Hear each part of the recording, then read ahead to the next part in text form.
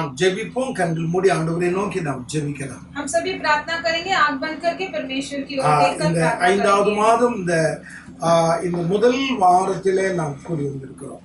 इस 5वें महीने के पहले हफ्ते में हम सभी आए हैं। கடந்த 4 மாதம் ஒரு கால் பகுதி கர்த்தர் நமக்கு நல்லவராக இருந்தார். हम पिछले 4 महीने परमेश्वर हमारे लिए बहुत भला थे। எவ்வளவு பிரச்சனைகள், कितने सारे परेशानियां, எத்தனை மரணத்தின் ஓலங்கள், कितने सारे मृत्यु के समय था, எத்தனை வியாதிகள், பயம், நடுக்கம், कितने बीमारियां, कितने सारे विपत्तियां आ गए थे। ஆனாலும் அவைகள் எல்லாவற்றின் மத்தியிலும் நம்முடைய தேவன் நம்மை பாதுகாத்து இந்த மாதத்தின் முதல் வாரத்திலே நம்மை கூடி கர்த்தர் கொண்டு வந்திருக்கிறார். लेकिन उन सब के बीच में परमेश्वर हमें संभाल के रखे, सुरक्षित रखे और हमें इस 5वें महीने के पहले हफ्ते में लेकर आए हैं। தேவனை நாம் துதிக்கணும், परमेश्वर की हम स्तुति ஆண்டவரை धन्यवाद நாம் देंगे, கனப்படுத்தணும், उनके हम आदर करेंगे, நாம் ஜெபிப்போம். हम सभी प्रार्थना करेंगे। பரிசுத்தமுள்ள நல்ல பிதாவே, हमारे पवित्र अच्छे पिता, உம்முடைய இரக்கம் தயவுக்காக உமக்கு ஸ்தோத்திரம். आपके दया, आपका करुणा के लिए हम प्रार्थना இந்த करते हैं। 5வது மாதம் இந்த முதல் வாரத்திலே உம்முடைய சமூகத்திலே நாங்கள் கூடி வந்திருக்கிறோம்ப்பா. परमेश्वर इस 5वें महीने के पहले हफ्ते में आपके सम्मुख में हम लौट கடந்த आए हैं। 4 மாதங்கள் கர்த்தர் எங்களுக்கு நல்லவராக இருந்தீங்க. पिछले 4 महीने परमेश्वर हमारे लिए भला थे। இந்த 5வது மாதம் முழுவதும் உம்முடைய கரங்களில் எங்களை ஒப்பு கொடுத்து நாங்கள் ஜெபிக்கிறோம். उस पूरे 5वें महीने भर परमेश्वर हम आपके हाथों में अर्पण करके प्रार्थना करते हैं। எந்த விதமான பலவீனங்களோ, வியாதிகளோ, சோர்வுகளோ, கண்ணீரோ, வேதனையோ யாருக்கு வரக்கூடாது. परमेश्वर कोई भी विपत्तियां, कोई भी बीमारियां, कोई भी निराशपन या दुख किसी को भी नहीं आना चाहिए। பிள்ளைகளையும் ஆண்டவருடைய கரங்களில் நாங்கள் ஒப்பு கொடுக்கிறோம். हर एक परमेश्वर के बच्चों को परमेश्वर के हाथों में सौंपते ஆவியானவர் हैं। ஆசீர்வதிப்பீரா. परमेश्वर आशीष இந்த காலை कीजिए। ஆராதனை ஆசீர்வதிக்கணும். इस सुबह के आराधना को आप பாடலை आशीष कीजिए। ஆசீர்வதிங்க அப்பா. गीत गाने वाले गीत को ஜெபத்தை आशीष எடுக்கிற कीजिए। விண்ணப்பத்தை ஆசீர்வதிங்க. प्रार्थना को हम जो विनतियां करते हैं उससे भी आप आशीष கேட்க कीजिए। போகிற செய்தியை ஆசீர்வதிங்க. सुनने वाले संदेश को भी आशीष कीजिए। ஆராதனை ஆசீர்வதிங்க. आराधना को आप आशीष ஆண்டவருடைய कीजिए। நாமம் மகிமைப்படட்டும். परमेश्वर का नाम का உம்முடைய महिमा हो। பொறுப்பான கரங்களில் ஒப்பு கொடுக்கிறோம். आपके परमेश्वर हाथों में अर्पण करते हैं। இயேசு கிறிஸ்துவின் நல்ல நாமத்தில் பிதாவே. यीशु मसीह के अच्छे नाम से मांगते हैं परमेश्वर पिता। ஆமென். அப்படி பாடத்திலே 2591 பாட்டு. ஒரு நாளும் என்னை மறவா தெய்வம் நீரே, நன்றியோடு உம்மை துதிக்கிறேன்.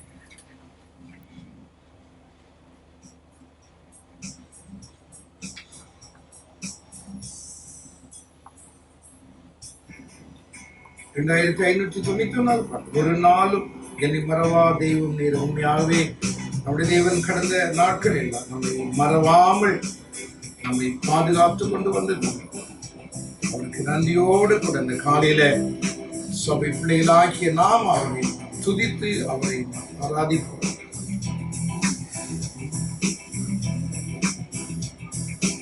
ஒரு நாளும் என்னை மறவா தெய்வம் நீரே, நன்றியோடு உம்மை துதிக்கிறேன். ஒரு நாளும் என்னை மறவா தெய்வம் நீரே, நன்றியோடு உம்மை துதிக்கிறேன். நன்றி இயேசுவே, என்னாலும் இயேசுவே, நன்றி இயேசுவே, என்னாலும் இயேசுவே. ஒரு நாளும் என்னை மறவா தெய்வம் நீரே, நன்றியோடு உம்மை துதிக்கிறேன். வருடங்கள் காலங்களா என்னை வழுவாமல் காத்தீரையா. வருடங்கள் காலங்களா என்னை வழுவாமல் காத்தீரையா. உம் வல்ல கரத்தால் நீர் என்னை தாங்கினீ, வல்ல கரத்தால் நீ என்னை தாங்கினீ. உம் சிறகாலே மூடி காத்திட்டீ. உம் வல்ல கரத்தால் நீர் என்னை தாங்கினீ. உம் சிறகாலே மூடி காத்திட்டீ. நன்றி இயேசுவே, என்னாலும் இயேசுவே. நன்றி இயேசுவே, என்னாலும் இயேசுவே. ஒரு நாளும் என்னை மறவா தெய்வம் நீரே. நன்றியோடு உம்மை துதிக்கிறேன். ஒரு நாளும் என்னை மறவா தெய்வம் நீரே. நன்றியோடு உம்மை துதிக்கிறேன். வாக்குத்தத்தம் தந்தவரே, உந்தன் வாக்கின் உண்மை உள்ளவரே. ஆமென். வாக்குத்தத்தம் தந்தவரே, உந்தன் வாக்கின் உண்மை உள்ளவரே. யார் மறந்தாலும் நான் மறவேனே, யார் மறந்தாலும் நான் மறவேனே என்று வாக்கெனக்கு அளித்தவரே. யார் மறந்தாலும் நான் மறவேனே என்று வாக்கெனக்கு அளித்தவரே. நன்றி இயேசுவே, என்னாலும் இயேசுவே. நன்றி இயேசுவே, என்னாலும் இயேசுவே. ஒரு நாளும் என்னை மறவா தெய்வம் நீரே. நன்றியோடு உம்மை துதிக்கிறேன். ஒரு நாளும் என்னை மறவா தெய்வம் நீரே. நன்றியோடு உம்மை துதிக்கிறேன். எதிர்காலம் கையிலே, எந்தன் பயம் யாவும் நீங்கியதே. எதிர்காலம் கையிலே, எந்தன் பயம் யாவும் நீங்கியதே. நீரன் பக்கத்தில் நான் பயப்படனே. நீரன் பக்கத்தில் நான் பயப்படனே. என் துணையாக இருக்கின்றீரே. நீரன் பக்கத்தில் நான் பயப்படனே. என் துணையாக இருக்கின்றீரே. நன்றி இயேசுவே, என்னாலும் இயேசுவே. நன்றி இயேசுவே, என்னாலும் இயேசுவே. ஒரு நாளும் என்னை மறவா தெய்வம் நீரே. நன்றியோடு உம்மை துதிக்கிறேன். ஒரு நாளும் என்னை மறவா தெய்வம் நீரே. நன்றியோடு உம்மை துதிக்கிறேன். நன்றி இயேசுவே, என்னாலும் இயேசுவே. நன்றி இயேசுவே, என்னாலும் இயேசுவே. நன்றி இயேசுவே, என்னாலும் இயேசுவே. நன்றி இயேசுவே, என்னாலும் இயேசுவே.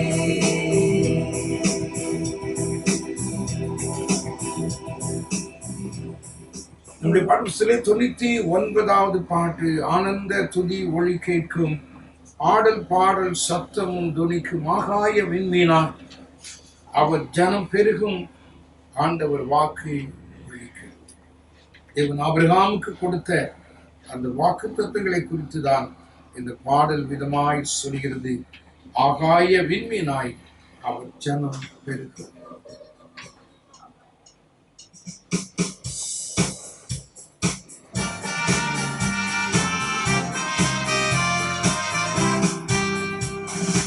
ஆனந்த துதி ஒளி கேட்கும்,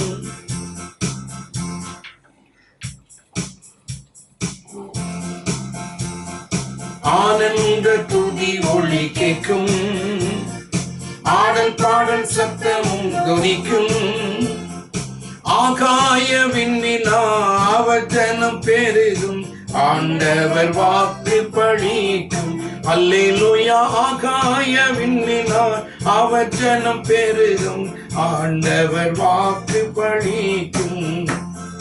மகிமைப்படுத்து என்றாரே, மகிமனின் பாசம் பெரிதே.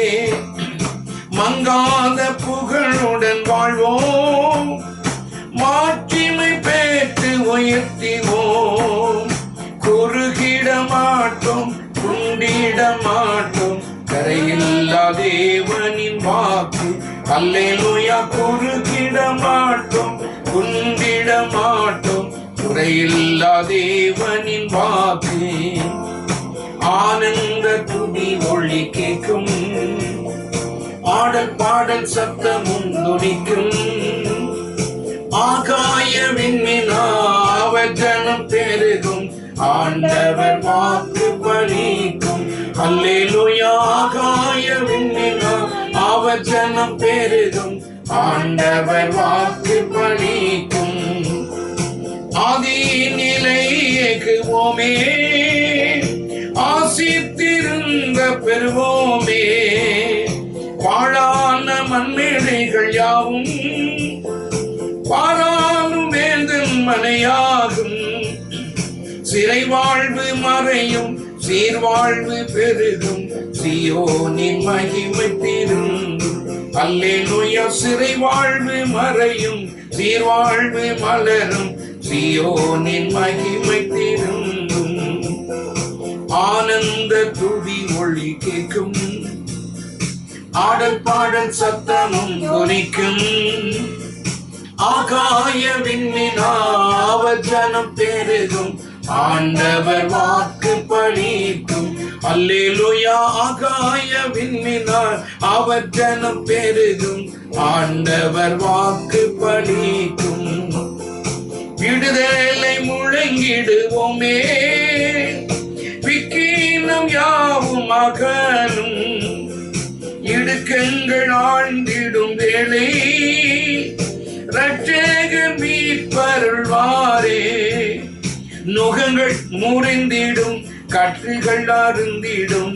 விடுதலை பெருவிழா காண்போம்.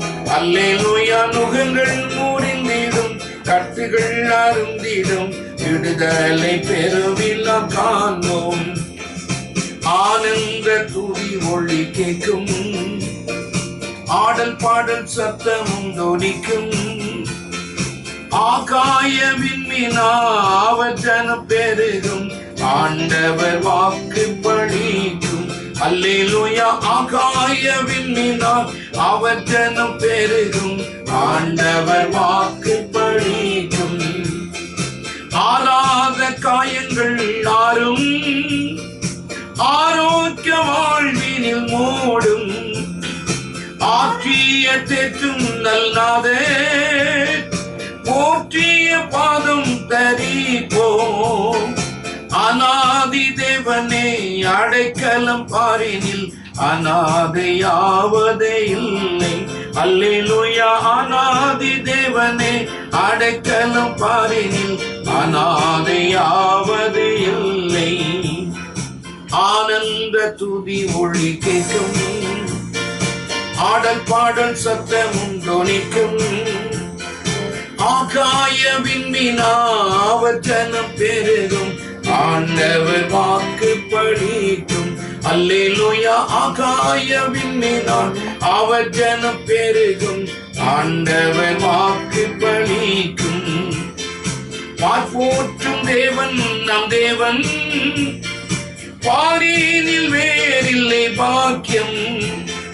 நீரந்தன் ஜனங்கள் என்றாரே, வேறென்ன வாழ்வினில் வேண்டும். பிள்ளைகள் சபையும் பிதா முன்னே நிலைக்கும். பரிசுத்த மாளிகை எழும்பும். அல்லேலூயா. பிள்ளைகளும் சபையும் பிதா முன்னே நிலைக்கும். பரிசுத்த மாளிகை எழும்பும். ஆனந்த துதி ஒளி கேட்கும். ஆடல் பாடல் சத்தமும் தொனிக்கும். ஆகாய விண்ணினாவ ஜனம் பெருகும்.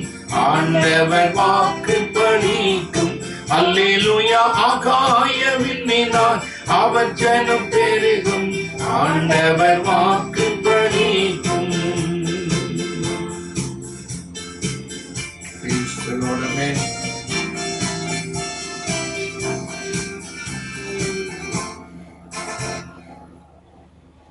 798வது பாட்டு பாட. உன்னை வாளாக்காமல் இயேசு தலையாக்குவார். உன்னை கீழாக்காமல் உன்னை மேலாக்குவார்.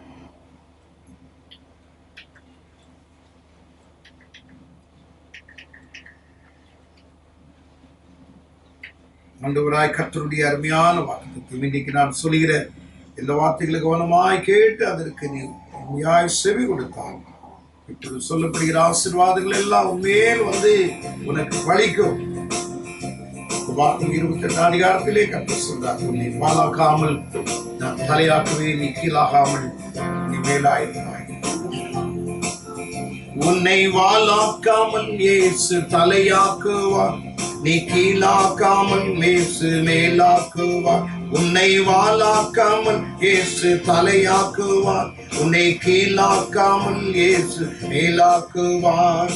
ஜெயம் ஜெயம் அல்லேலூயா, ஜெயம் ஜெயம் அல்லேலூயா, ஜெயம் ஜெயம் அல்லேலூயா, ஜெயம் ஜெயம் அல்லேலூயா. இஸ்ரவேலே நீ பயப்படாதே, இஸ்ரவேலே நீ பயப்படாதே, கரம் பிடித்து உன்னை நடத்தி செல்வார், கரம் பிடித்து உன்னை நடத்தி செல்வார். ஜெயம் ஜெயம் அல்லேலூயா, ஜெயம் ஜெயம் அல்லேலூயா, ஜெயம் ஜெயம் அல்லேலூயா, ஜெயம் ஜெயம் அல்லேலூயா. செங்கடலும் யோர்தானும், செங்கடலும் யோர்தானும் உன்னை கண்டு விலகி ஓடுமே, உன்னை கண்டு விலகி ஓடுமே. ஜெயம் ஜெயம் அல்லேலூயா, ஜெயம் ஜெயம் அல்லேலூயா, ஜெயம் ஜெயம் அல்லேலூயா, ஜெயம் ஜெயம் அல்லேலூயா. சிறியவனே குப்பையிலிருந்து, சிறியவனே குப்பையிலிருந்து உயர்த்துகிறீர் அப்பா, உயர்த்துகிறீர், உயர்த்துகிறீர் அப்பா, உயர்த்துகிறீர். ஜெயம் ஜெயம் அல்லேலூயா, ஜெயம் ஜெயம் அல்லேலூயா, ஜெயம் ஜெயம் அல்லேலூயா, ஜெயம் ஜெயம் அல்லேலூயா. ஒன்றுமில்லாத என்னை அழைத்தீர், ஒன்றுமில்லாத என்னை அழைத்தீரே, பயன்படுத்தும் என்றும் பயன்படுத்தும், பயன்படுத்தும் என்றும் பயன்படுத்தும். ஜெயம் ஜெயம் அல்லேலூயா, ஜெயம் ஜெயம் அல்லேலூயா, ஜெயம் ஜெயம் அல்லேலூயா, ஜெயம் ஜெயம் அல்லேலூயா. பாலும் தேனும் ஓடுகின்ற, பாலும் தேனும் ஓடுகின்ற தேசத்தை போல் உன்னை மாற்றிடுவார், தேசத்தை போல் உன்னை மாற்றிடுவார். ஜெயம் ஜெயம் அல்லேலூயா, ஜெயம் ஜெயம் அல்லேலூயா, ஜெயம் ஜெயம் அல்லேலூயா, ஜெயம் ஜெயம் அல்லேலூயா. உன்னை வாலாக்காமல் இயேசு தலையாக்குவார், உன்னை கீழாக்காமல் இயேசு மேலாக்குவார். உன்னை வாலாக்காமல் இயேசு தலையாக்குவார், உன்னை கீழாக்காமல் இயேசு மேலாக்குவார். ஜெயம் ஜெயம் அல்லேலூயா, ஜெயம் ஜெயம் அல்லேலூயா, ஜெயம் ஜெயம் அல்லேலூயா, ஜெயம் ஜெயம் அல்லேலூயா. எல்லாரும் கொஞ்ச நேரம் ஆண்டவரே நாம் துதிப்போம். हम सभी थोड़े समय पर परमेश्वर की स्तुति आराधना करेंगे. கொஞ்ச நேரம் ஆண்டவருடைய சமூகத்திலே நம்மை தாழ்த்தி அவர் செய்த எல்லா நன்மைகளை ஒரு முறை கூட நாம் நினைப்போம். हम थोड़े समय परमेश्वर के सम्मुख में अपने आप को नम्र करके उन्होंने किए भलाई को हम स्मरण करके देखेंगे. எத்தனை நல்ல தேவனை நாம் பெற்றிருக்கிறோம், कितने भला परमेश्वर को हमने पाया. ஆண்டவருக்கு நாம் நன்றியும் ஸ்தோத்திரங்களையும் துதியும் நாம் ஏறெடுக்கலாம். उसी परमेश्वर के आराधना आदर स्तुति हम सब लेंगे. हालेलूया. थैंक यू आवियानवरे, தேங்க்யூ ஆவியானவரே, உமக்கு நன்றி சொல்லி துதிக்கிறையா. Praise the Lord, hallelujah, hallelujah. அப்பா பிதாவே, அன்பான தேவா, அருமை இரட்சகரே,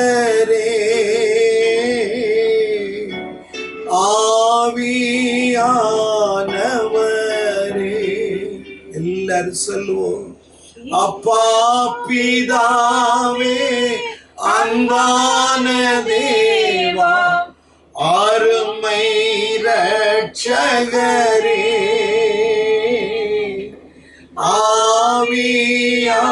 ஆவியானவரே. எங்கோ நான் வாழ்ந்தேன், அறியாமல் அலைந்தேன், என் நேச தேடி வந்தீ, நெஞ்சாரை அனைத்து முத்தங்கள் கொடுத்து நீழலாய் மாறிவிட்டீ. ஆமே, நெஞ்சாரை அனைத்து முத்தங்கள் கொடுத்து நீழலாய் மாறிவிட்டீ. நன்றி உமக்கு நன்றி ஐயா, நன்றி உமக்கு நன்றி. அப்பா பிதாவே, அன்பான தேவா, அருமை இரட்சகரே,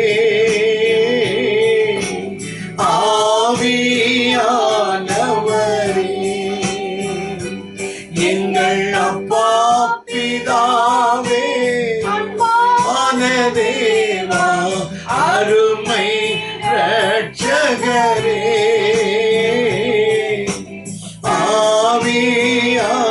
ஆவியானவரே. ஆமென், ஹல்லேலூயா. எல்லாரும் கர்த்தரை துதிப்போம். நம்ம எல்லாரும் ஆண்டவராய் கர்த்தரை நாம நோக்கி பார்ப்போம். Praise the Lord, hallelujah, amen. ஸ்தோத்திர ராஜா. நீ செய்த அதிசயம் ஆயிரம் உண்டு, விவரிக்க முடியாதையா. நீ செய்த அதிசயம் ஆயிரம் உண்டு, விவரிக்க முடியாதையா, விவரிக்க முடியாதையா. எத்தனை நன்மை எனக்கு செய்தீர், எப்படி நன்றி சொல்வேன், நான் எப்படி நன்றி சொல்வேன்.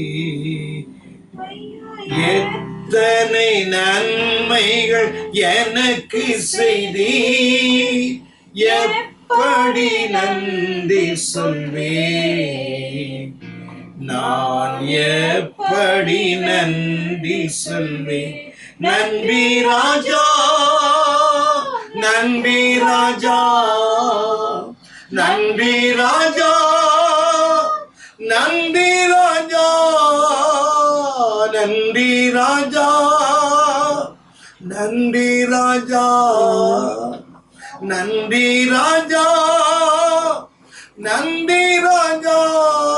Amen. Thank you Lord, thank you Lord, thank you Lord. உமக்கு நன்றி இயேசுவே, நன்றி பிதாவே, நன்றி பிதாவே. கொஞ்ச நேரம் நம்முடைய ஆண்டவராய் கர்த்தரை நாம துதிப்போம், கர்த்தரை கனப்படுத்துவோம். தேங்க்யூ ஆவியானவரே, நீ செய்த நன்மைகளுக்காய் ஸ்தோத்திரம். நீர் எங்கள் மேல் பாராட்டி நம்முடைய இரக்கங்களுக்காய் ஸ்தோத்திரம். ஆண்டவரே, எங்கள் மேல் வைத்த உம்முடைய தயவுக்காய் ஸ்தோத்திரம் ஐயா. ஹல்லேலூயா. கோழி தன் குஞ்சுகளை காப்பது போல எங்கள் அருமை தகப்பனே எவ்வளவா எங்களை பாதுகாத்தீங்கப்பா. கழுகு செட்டிகளின் மேல் ஆண்டவரே நிழலாடும் ஆடுவது போல எங்கள் அருமை தகப்பன் எத்தனை நல்லவராக எங்கள் மேல நீர் அசைவாடி எங்களை பாதுகாத்து கொண்டு வந்தீங்கப்பா.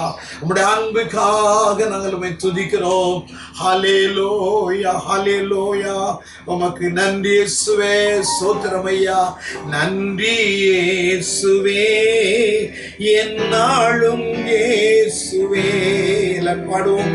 நன்றி இயேசுவே. என்னாலும் இயேசுவே. நன்றி இயேசுவே. என்னாலும் இயேசுவே. ஒரு நாளும் என்னை மறவா தெய்வம் நீரே. நன்றியோடு உம்மை துதிக்கிறேன். வருடங்கள் காலங்களா என்னை வழுவாமல் காத்தீரையா.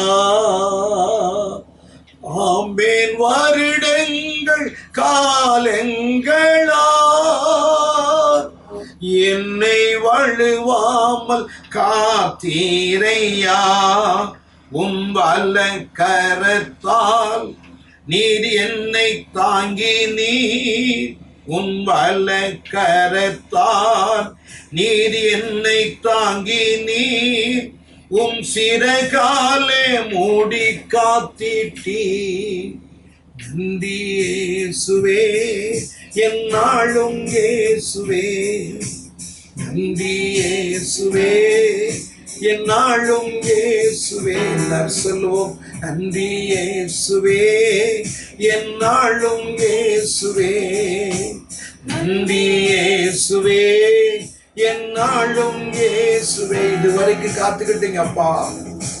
நன்றி இயேசுவே. என்னாலும் இயேசுவே.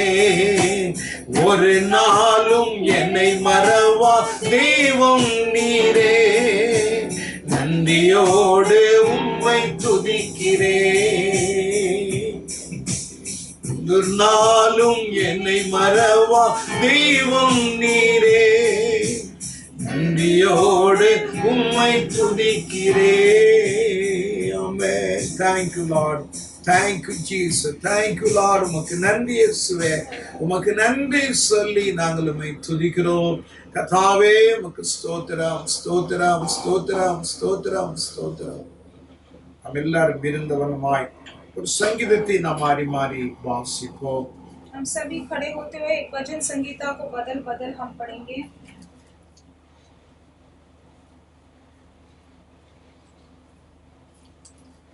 சங்கீதம் 46 சங்கீதத்தை நாம் மாறி மாறி வாசிப்போம். भजन संगीता 46 को हम बदल बदल पढ़ेंगे. தேவன் நமக்கு அடைக்கலமும் பலனும் ஆபத்து காலத்தில் அனுகூலமான துணையுமானவர். इस कारण हमको कोई भय नहीं चाहिए. पृथ्वी उलट जाए और पहाड़ समुद्र के बीच में डाल दिए जाए. ஜலங்கள் கொந்தளித்து பொங்கி அதன் பெருக்கினால் பர்வதங்கள் அதிர்ந்தாலும் நாம் பயப்படோம். एक नदी है जिसकी नहरों से परमेश्वर के नगर में अर्थात परम प्रधान के पवित्र निवास स्थान में आनंद होता है. ஒரு नदी உண்டு. அதன் நீர்க்கால்கள் தேவனுடைய நகரத்தையும் உன்னதமான வாசல் பரிசுத்த ஸ்தலத்தையும் சந்தோஷிப்பிக்கும். जाति जाति के लोग झल्ला उठे. राज्य राज्य के लोग डगमगाने लगे. वो बोल उठा और पृथ्वी पिघल गई. ஜாதிகள் கொந்தளித்தது, ராஜ்யங்கள் தத்தளித்தது. அவர் தமது சத்தத்தை முழங்க பண்ணினார். பூமி உருகி போயிற்று. सेनाओं का आओ यहोवा के महाकर्म देखो कि उसने पृथ्वी पर कैसा कैसा उछाड़ किया है. பூமியிலே பால் கடிப்புகளை நடப்பிக்கிற கர்த்தருடைய செய்களை வந்து பாருங்கள். वो पृथ्वी की छोर तक की लड़ाइयों की मिटाते हैं. वो धनुष को तोड़ता और बाले को दो टुकड़े कर डालता है. நீங்கள் அமர்ந்திருந்து நானே தேவன் என்று அறிந்து கொள்ளுங்கள். ஜாதிகளுக்குள்ள உயர்ந்திருப்பேன், பூமியிலே உயர்ந்திருப்பேன். सेनाओं का यहोवा हमारे संग है. याकूब का परमेश्वर हमारा ऊंचा गढ़ है. ஆமென். ஆமென். சேனைகளின் கர்த்தர் நம்மோடு இருக்கிறார். யாக்கோபின் தேவன் நமக்கு உயர்ந்த அடைக்கலமானவர். நம்ம எல்லாரும் கர்த்தரை நாம் துதிப்போம். हम सभी परमेश्वर का स्तुति करें. தேவன் நமக்கு இந்த நாட்களிலே அடைக்கலம் பலன் ஆபத்து காலத்திலே அனுகூலமான துணை ஆனவர். हमारे परमेश्वर इस समय पर हमारे लिए परम शरण स्थान और बल है और संकट के समय पर हमारे लिए एक सहायक। தேவன் நம்முடைய பட்சத்தில் இருக்கிறார். परमेश्वर हमारे ओर है, ஆகையால் நாம் பயப்பட வேண்டியது அவசியம் அல்ல. इसलिए हम किसी बात के लिए भयभीत होना சங்கீதக்காரனோடு नहीं கூட चाहिए। நான் பயப்படோம் என்று சங்கீதக்காரன் சொன்னது போல நாமும் அப்படிப்பட்டதான நம்முடைய ஜீவியத்தில் இருக்கிற எல்லா பயத்தின் ஆவியை கர்த்தர் இந்த நாட்களில் முறித்து போட்டு நம்மை கர்த்தர் தைரியப்படுத்துவாராக। जैसे दाऊद कहता है कि हम किसी बात के लिए डर नहीं पाएंगे, उसी तरह हम भी परमेश्वर के बच्चे इन समय पर किसी बात के लिए डरेंगे नहीं और हम धीरज से இங்கே रहेंगे। அவிதமாய் கர்த்தரை ஆராதிக்கிற ஸ்தோத்திரம் தேவனுடைய சமூகத்திலே நின்று கேட்டுக்கொண்டிருக்கிற ஒவ்வொரு பிள்ளைகள் மேலும் கர்த்தருடைய ஆவியானவர் இந்த காலையில இறங்கி வரட்டும்। इस आराधना में भाग लेने वाले हर एक बच्चों के हृदय में इस आराधना पे परमेश्वर का अनुग्रह பலவீனத்தோடு கூட இதை கேட்டுக்கொண்டிருப்பார்கள் என்றால் அவருடைய பலவீனங்கள் எல்லாம் இயேசுவின் நாமத்தில் மாறட்டும்। कमजोरी के साथ अगर जो कोई भी इसे सुन रहा है, उनकी कमजोरी सारी यीशु के नाम से आप बदल दीजिएगा। அற்புதமான காரியத்தை நம்பி தகப்பன் இந்த நாட்களில் கட்டளையிடுவீராக। अद्भुत कार्यों को मेरे परमेश्वर पिता इस दिनों में परमेश्वर एक अद्भुत कार्य कीजिएगा। பொருளாதாரத்தின் தேவைகளை கஷ்டப்பட்டு கொண்டிருக்கிற பிள்ளைகள் யாராய் இருந்தாலும் அவருடைய தேவைகளை அன்றைக்கு எலியாவுக்கு காகத்து கொண்டு போஷித்தது போல உம்முடைய பிள்ளைகளை நீ போஷிக்க வேண்டும் என்று நாங்கள் ஜெபிக்கிறோம்। इनके इस समय पर जो भी जरूरतें हैं लोगों के, परमेश्वर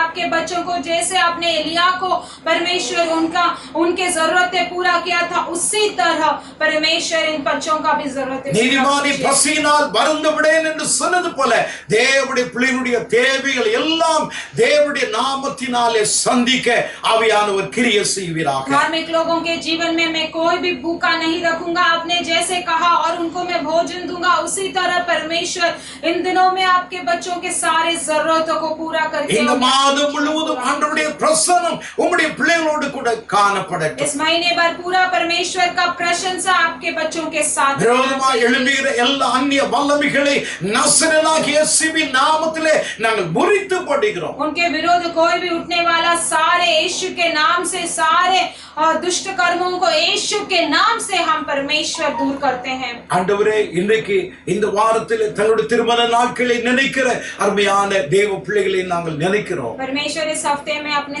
शादी का सालगिरह मनाने वाले अपने प्यारे बच्चों को स्मरण करते हैं। ஆண்டவரே பிறந்த நாளில் நினைவு கூறுகிற பிள்ளைகளை நாங்கள் நினைக்கிறோம்। उसी तरह जन्मदिन मनाने वाले बच्चों को भी याद करते हैं। கர்த்தருடைய ஆவியானவர் இந்த வருடம் இந்த புதிய வருடம் முழுவதும் கர்த்தர் புதிய காரியங்களை உம்முடைய பிள்ளைகளுக்கு செய்வீராக। पवित्र आत्मा जी इस पूरे साल भर परमेश्वर एक नए कार्य कीजिए। அவர்களுக்கு ஜீவனுள்ள நாளை கூட்டி தாங்க। उनको जीवन भरा साल दीजिएगा। ஆண்டவருடைய ஆசீர்வாதம் அவர்களோடு கூட இருக்கட்டும்। और आपका आशीर्वाद परमेश्वर उनके साथ होना என்னாலே உன் ஆயுசின் நாட்கள் விருத்தியாகும் என்று சொன்ன தேவன் உம்முடைய பிள்ளைகளை கர்த்தருடைய ஆவியானவர் நாட்களை விருத்தியாக்கி ஆசீர்வதிப்பீராக। मेरे वजह से तेरा आयु वर्ष बढ़ेगा करके जैसे परमेश्वर ने कहा, उसी तरह परमेश्वर आपके बच्चों का आयु इसी तरह आपके भलाई के वजह से बढ़ना உம்முடைய चाहिए। கரங்களை எங்களை தாழ்த்தி நாங்கள் ஒப்புக் கொடுக்கிறோம்। आपके हाथों में अर्पण करके हम தேவன் परमेश्वर எங்களோடு के கூட नाम को अर्पण करते हैं। பேசுவீராக। परमेश्वर हमारे साथ आप बात இந்த कीजिएगा। வார்த்தைகள் எங்கள் ஒருவருக்கு பிரயோஜனமாயிருக்கட்டும்। ये सुनने वाले शब्द परमेश्वर हर एक बच्चों को प्रयोजित होना चाहिए। இயேசு கிறிஸ்துவின் நல்ல நாமத்தில் பிதாவே यीशु मसीह के अच्छे नाम से मांगते हैं परमेश्वर पिता। ஆமென்। தேவனுடைய வசனத்துக்கு நேராக நாம் செல்வோம்। परमेश्वर के वचन की ओर हम लौटेंगे। 1 கொரிந்தியர் 2ஆம் அதிகாரம் 15ஆம் வசனத்தை எடுத்துக்கொள்ளும்। पहला कुरिन्थियों का पुस्तक 2 अध्याय 15 वचन ले लेंगे। இந்த காலையிலே ஆவிக்குரிய மனுஷன் என்கிற தலைப்பிலே உங்களோட கூட நான் பேச வந்திருக்கிறேன்।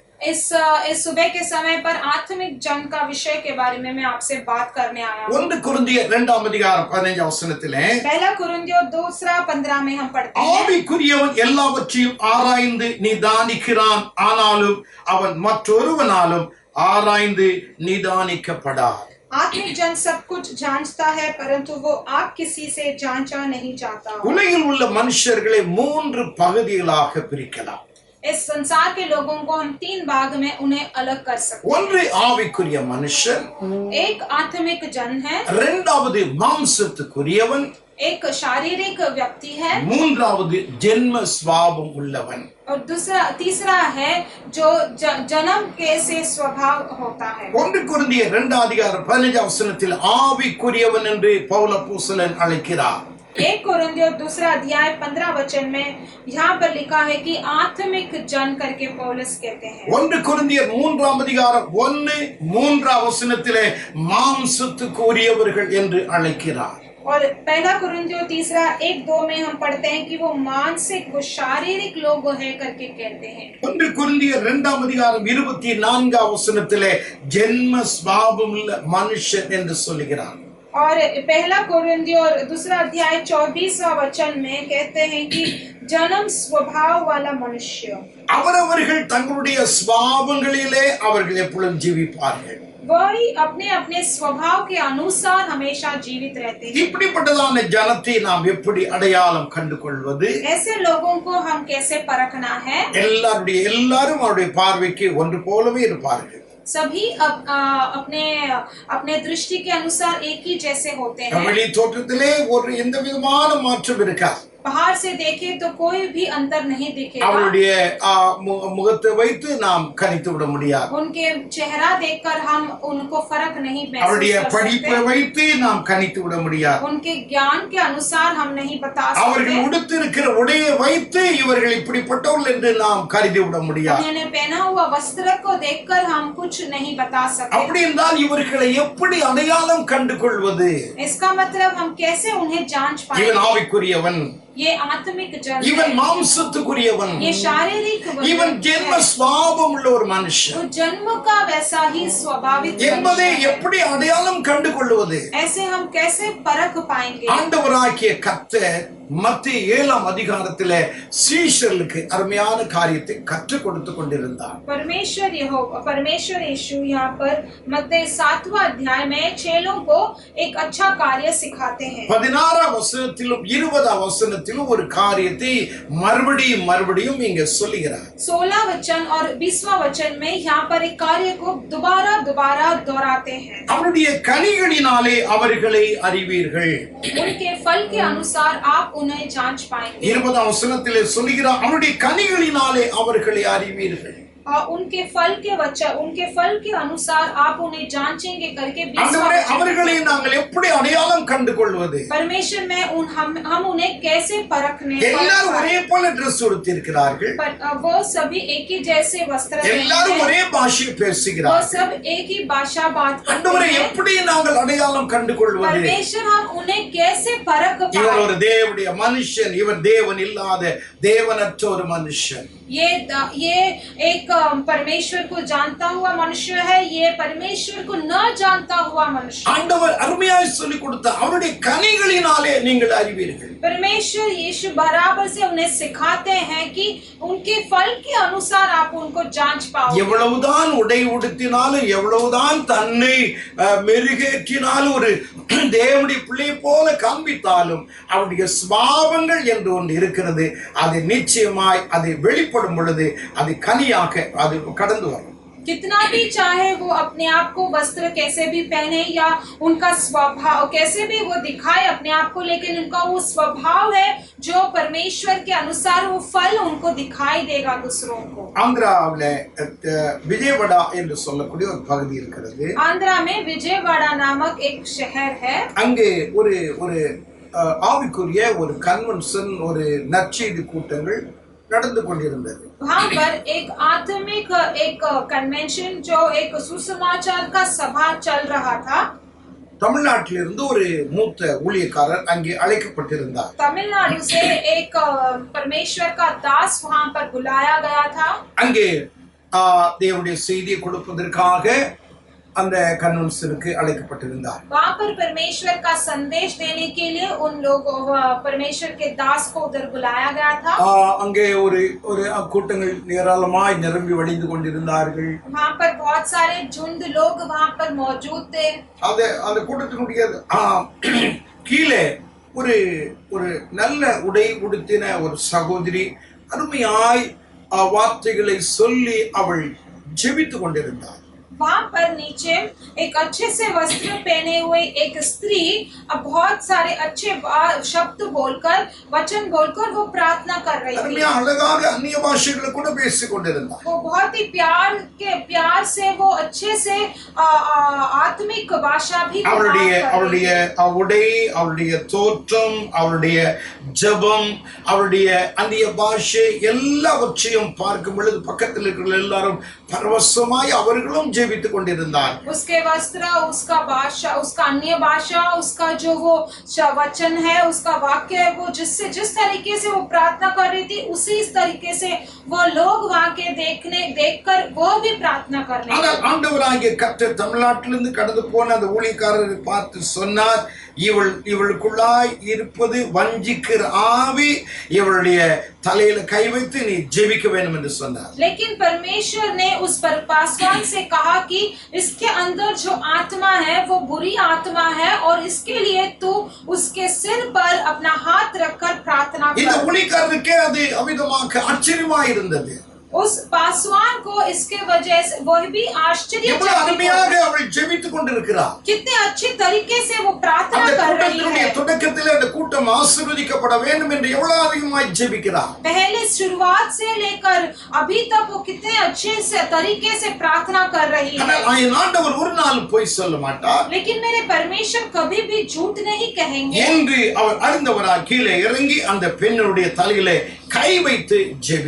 ऐसे वो सोचकर, वो समझकर उस स्टेज से नीचे उतरकर उस स्त्री के सिर पर हाथ रखकर प्रार्थना करते हैं। தலைவரி கோலமாய் அவள் அவிதமாய் அலறி அப்படியே ஆட ஆரம்பித்தார்.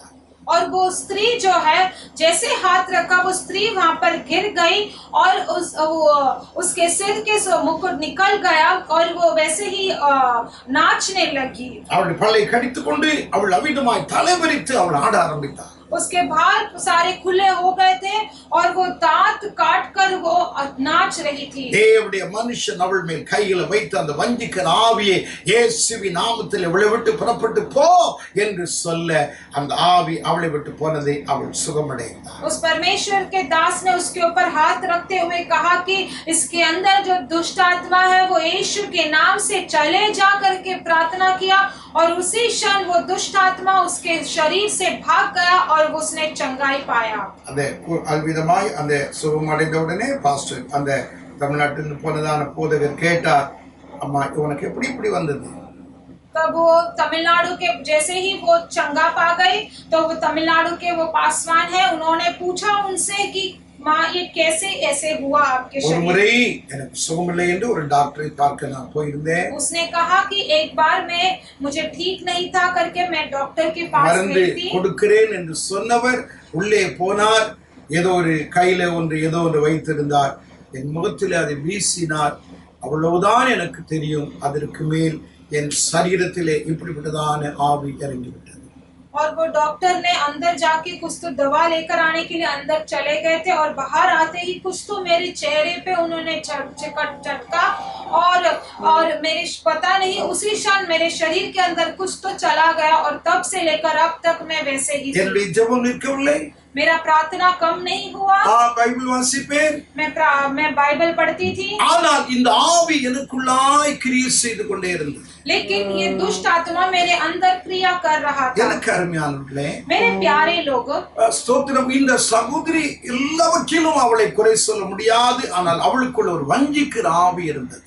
ये स्त्री जो है, ये बहन के इसका स्वभाव में कुछ कमी नहीं था, लेकिन उसके अंदर एक दुष्ट आत्मा भरा था। மத்தேயு 7:15 मत्ती 7:15 में हम पढ़ते हैं, கள்ள தீர்க்கதரிசிகளுக்கு எச்சரிக்கையாயிருங்கள், झूठे भविष्यद्वक्ता को जांच कर वो आप संभाल के रहिए। அவர்கள் ஆட்டு தோலை போர்த்திக் கொண்டு உங்களிடத்தில் வருவார்கள். वो बकरियों के वो उनके शरीर अपने ऊपर डालकर वो बहुत ही अच्छे से एक मेमना की तरह आते हैं। அவர்களுக்கு எச்சரிக்கையாயிருங்கள், लेकिन तुम उनसे संभाल के रहिएगा। உள்ளத்திலே அவர்கள் வெளி தோற்றத்திலே ஆட்டு தோலை போர்த்து கொண்டிருந்தாலும் உள்ளத்திலே பட்சிக்க ஓநாயாக இருந்தார்கள். वो बाहर से भेड़ों के वेश में तुम्हारे पास आएंगे तो भी, लेकिन वो अंदर से एक बहुत ही क्रोध भरा जानवर जैसा था। இப்படி ஒரு நிலைமை இருக்கிறபடினால் ஆவிக்குரிய மனுஷன் எப்படி இருப்பார்? ऐसा एक परिस्थिति अगर होता है तो आत्मिक जन वाला कैसा होता है? அதைத்தான் இந்த காலையில உங்களோடு கூட அடையாளமிட்டு நான் காண்பிக்க நினைக்கிறேன். वही आज आपको जांच कर दिखाने वाला हूं। ஒரு சுருக்கமாய் ஒரு 5 காரியங்கள் உங்களுக்கு முன்பாக நான் வைக்கிறேன். एक बहुत जल्दी ही 5 कार्यों को आपके सामने रखता हूं। ஆவிக்குரியவன் எப்படி இருப்பார்? आत्मिक व्यक्ति कैसा இந்த होता வசனங்களை है? கேட்கும் பொழுதே நீங்கள் ஆவிக்குரியவர்களா என்பதை நீங்கள் நிதானித்து பார்க்க ये வேண்டும். वचनों को सुनते ही क्या आप भी आत्मिक जीवन के बच्चे हैं करके आप अपने आप को जांच कर देखिए। முதலாவது ஆவிக்குரியவன் ஆவிக்குரிய கனிகளினால் நிறைந்திருப்பார். एक आत्मिक व्यक्ति आत्मिक फलों से भरा हुआ रहता है। பழைய ஏற்பாட்டின் காலத்திலே பிரதான ஆசாரியனுடைய அங்கியை அவருடைய உடையை ஆயத்த செய்வதற்கு ஆண்டவராகிய கர்த்தர் மோசேயிடத்திலே அருமையான ஆலோசனை கூறினார். और जूना नियम में प्रधान याजक के उनके वस्त्रों को बनाने के लिए मूसा को परमेश्वर ने आदेश दिया था। இவருடைய உடை இப்படி இருக்க வேண்டும். उनका वस्त्र ऐसा होना चाहिए। அந்த அங்கி அவன் உடுத்தும் பொழுது அந்த அங்கியினுடைய கீழாக அந்த ஓரத்திலே ஒரு ஸ்தோத்திரம் ஒரு மணி நீ வைத்து தைக்க வேண்டும். அதற்கு பக்கத்துல ஒரு மாதுளம்பழம் அவிதமாக போன்ற ஒன்றை செய்து உலோகத்திலே செய்து அதை தைக்க வேண்டும். அடுத்ததாக மணி இருக்க வேண்டும் என்று ஆண்டவராய் கர்த்தர் அந்த மோசேக்கு சொன்னார். उन्होंने मूसा को ऐसा आदेश दिया था कि जब तुम वो प्रधान याजक का वस्त्र बनाते हो तो वो वस्त्र उनके किनारे में उनके वस्त्र के आखिरी के कोने में एक मोती जैसा होना चाहिए। उसके बाजू में एक अनार जैसा छोटा सा होना चाहिए। उसके बाजू में फिर से एक मोती जैसा होना चाहिए। ऐसे सभी उन्होंने आदेश மாறி மாறி அப்படியே இருக்க வேண்டும் என்று ஆண்டவராய் கர்த்தர் சொன்னார். ऐसे ही वो बदल कर ऐसा होना चाहिए करके उन्होंने वो डिजाइन बताया था। அதை யாத்திராகமம் 39ஆம் அதிகாரம் 26ஆம் வசனத்திலே நீங்கள் வாசித்தால் அறியலாம். वही हम निर्गमन 29-26 में अगर हम पढ़ेंगे तो जान पाएंगे। மணி என்பது ஒலிக்கக்கூடியது. वो मोती बोले तो वो जो घंटी के तरह அது घंटी जैसा वो बजाता ஆவிக்குரிய है। வரங்களை நமக்கு சுட்டி காண்பிக்கிறது. घंटी एक बाजा जैसा होता है, वो ध्वनि होता है जो हमें आत्मिक जीवन के बारे में மாதுளம்பழம் बताता है। என்பது ஆவிக்குரிய கனிகளை ஆண்டவர் சுட்டி காண்பிக்கிறார். अनार बोले तो एक आत्मिक फल को बताता है। ஒரு ஆசாரியனுக்கு இந்த ரெண்டும் காணப்பட வேண்டும். एक याजक को वो दोनों भी दिखाई देना चाहिए। ஆவிக்குரிய வரங்கள் உள்ளவனாகவும் காணப்பட வேண்டும். ஆவிக்குரிய கனிகளினால் நிறைந்தவனாகவும் காணப்பட வேண்டும். आत्मिक फलों से भी भरना चाहिए और आत्मिक वरन से भी वो भरा रहना चाहिए। உலக மனுஷனை போல ஆவிக்குரிய மனுஷனை போல அவன் காணப்படக்கூடாது. वो संसार के लोगों की तरह उनके आत्मिक जीवन की तरह वो नहीं दिखना चाहिए। அவனுடைய உடை நீ ஆவிக்குரிய வரமுள்ளவன் ஆவிக்குரிய கனிகளினாலே நிறைந்திருக்கிறது. उनका वस्त्र ही दिखना चाहिए कि वो एक आत्मिक का वरन है उनके अंदर और आत्मिक का तोहफा आत्मिक का फलों से वो भरा है। ஆவிக்குரிய கனிகள் என்று சொல்லும் பொழுது இயற்கையாகவே கனிகள் உள்ளவர்களும் இருக்கிறார்கள். और आत्मिक फल बोलते ही सच्ची में सफलता या फल होने वाले भी होते हैं। இயற்கையாகவே நல்ல சுபாவம் உள்ளவர்கள் பிரஜாதிய மக்களை கவனித்து பாருங்கள், நல்ல சுபாவம் இருக்கும். और उनके स्वभाव बहुत ही अच्छे होते थे, जन्म से भी उनके बहुत अच्छे स्वभाव होते थे। ऐसे लोग भी होते இறக்க சுபாவம் இருக்கும், மற்றவர்களுக்கு உதவி செய்ய வேண்டும் என்கிற குணாதிசயம் இருக்கும், சாந்த குணம் இருக்கும். उनके ऊपर उनके अंदर दया भरा स्वभाव होता है, दूसरों का सहायता करना है करके ऐसे स्वभाव होता है। बहुत अच्छी सारी खूबियां होती हैं। அவருடைய பெற்றோர்கள் அப்படி இருந்திருப்பார்கள் என்றால் அவருடைய பிள்ளைகளை அந்த நிலைமையில் அவர்கள் வளர்த்திருப்பார்கள். उनके माता पिता वैसे होंगे इसलिए उन्होंने अपने बच्चों को भी ऐसे पलाया होगा। நம்முடைய தேச பிதாவாகிய மகாத்மா காந்தியை கவனித்து பாருங்கள், அவருக்குள் சாந்த ஆவி காணப்படும். हमारे देश के महात्मा गांधी को ध्यान दीजिएगा, उनके अंदर भी एक शांति भरा आत्मा पाया जाएगा। அது அவருடைய சுபாவங்கள். वो उनका स्वभाव है। அந்த சுபாவங்கள் இருப்பதனாலே அவர்கள் ஆவிக்குரியவர்கள் என்று நாம் கணித்து விட और முடியாது. स्वभाव है उनके अंदर, इसलिए वो आत्मिक जन है करके हम उन्हें अंतर नहीं कर सकते। ஆனால் ஆவிக்குரிய கனிகள் என்று சொல்லும் பொழுது लेकिन आत्मिक फल कहते ही பரிசுத்த ஆவியின் அபிஷேகத்தை ஒரு மனுஷன் பெற்றுக்கொள்ளும் பொழுது जब एक पवित्र आत्मा का अभिषेक एक व्यक्ति पा அந்த लेता है, அபிஷேகத்தின் மூலம் வருகிற ஒரு கிறிஸ்துவுடைய சுபாவங்கள் தான் இந்த ஆவிக்குரிய கனிகள். वो अभिषेक के द्वारा जो उनको मिलता है वही मसीह का स्वभाव, उसके वजह से ही ये आत्मिक फल कह जाता है। ஆண்டவராய் கர்த்தர் ஒரு மனுஷனை அபிஷேகிக்கிறார். परमेश्वर एक मनुष्य को अभिषेक करते அந்த हैं। அபிஷேகத்தின் மூலமாகவே ஆண்டவர் அவர்களுக்கு வேண்டிய ஆவிக்குரிய கனிகளை ஆண்டவர் அந்த அபிஷேகத்தோடு சேர்த்து கொடுக்கிறார். वो अभिषेक के द्वारा ही परमेश्वर उन्हें आत्मिक फल के साथ साथ वो अभिषेक भी दिया जाता है। அந்த கனிகள் எதை சுட்டி காண்பிக்க? கிறிஸ்துவுடைய குணாதிசயங்கள், கிறிஸ்துவுடைய சுபாவங்கள் அதற்குள்ளாக அடங்கி இருக்கிறது. वो फल क्या दिखाता है? मसीह का उनका गुण दिखाता है, उनका वो स्वभाव वहाँ पर दिखाता है। நாம் இந்த பூமியில இருக்கிற வரைக்கும் கிறிஸ்துவுடைய நிறைவான வளர்ச்சியின் அளவுக்கு தக்க விதமாக நாம் வளர வேண்டும். हम इस पृथ्वी में जब तक है मसीहा के बढ़ोतरी में हम बढ़ने चाहिए। கிறிஸ்துவை போன்ற நம்முடைய சுபாவங்கள் மாற வேண்டும். मसीह के जैसे हम अपना स्वभाव भी ஒரு बदलना நாள் चाहिए। அவரை சந்திக்கும் பொழுது அவருக்கு நாம் ஒப்பாக நாம் இருக்க வேண்டும். तब जब हम उन्हें एक दिन मिलेंगे तो उनके समान हम होना चाहिए। ஆவியின் கனிகள் என்று சொல்லும் பொழுது கிறிஸ்துவுடைய குணாதிசயங்கள், கிறிஸ்துவுடைய சுபாவங்கள் ஆக்கும். तो आत्मिक फल मतलब ही है कि परमेश्वर यीशु का जो स्वभाव है, उनका गुण है, हम बता सकते हैं। உலக மனுஷனிடத்திலே நல்ல குணங்கள் இருக்கலாம், संसार के लोगों में अच्छाइयां हो सकती है, ஆனால் அவன் ஆவிக்குரியவன் அல்ல. लेकिन वो आत्मिक व्यक्ति नहीं है। ஆனால் ஆவிக்குரியவனை கர்த்தர் அபிஷேகித்து கிறிஸ்துவுடைய சுபாவத்தை அவனுக்குள்ளாக கர்த்தர் கொண்டு வருகிறார். लेकिन एक आत्मिक व्यक्ति को परमेश्वर अभिषेक करके उन्हें क्रिस्त का स्वभाव को वहाँ पर लेते हैं। சீஷருடைய வாழ்க்கையை கவனித்து பாருங்கள். चेलों का जीवन देखिएगा। அபிஷேகம் பெறுவதற்கு முன்பாக ஒரு விதமான வாழ்க்கை இருந்திருக்கும், அபிஷேகம் பெற்ற பிற்பாடு இன்னொரு விதமான வாழ்க்கை அவர்களுக்குள் இருந்தது. अभिषेक पाने से पहले एक जीवन हो सकता था, और अभिषेक पाने के बाद दूसरा जीवन में बदल। லூக்கா எழுதின சுவிசேஷம் 9ஆம் அதிகாரம் 53 இலிருந்து 56 வசனம் வரைக்கும் வாசித்து பாருங்கள்.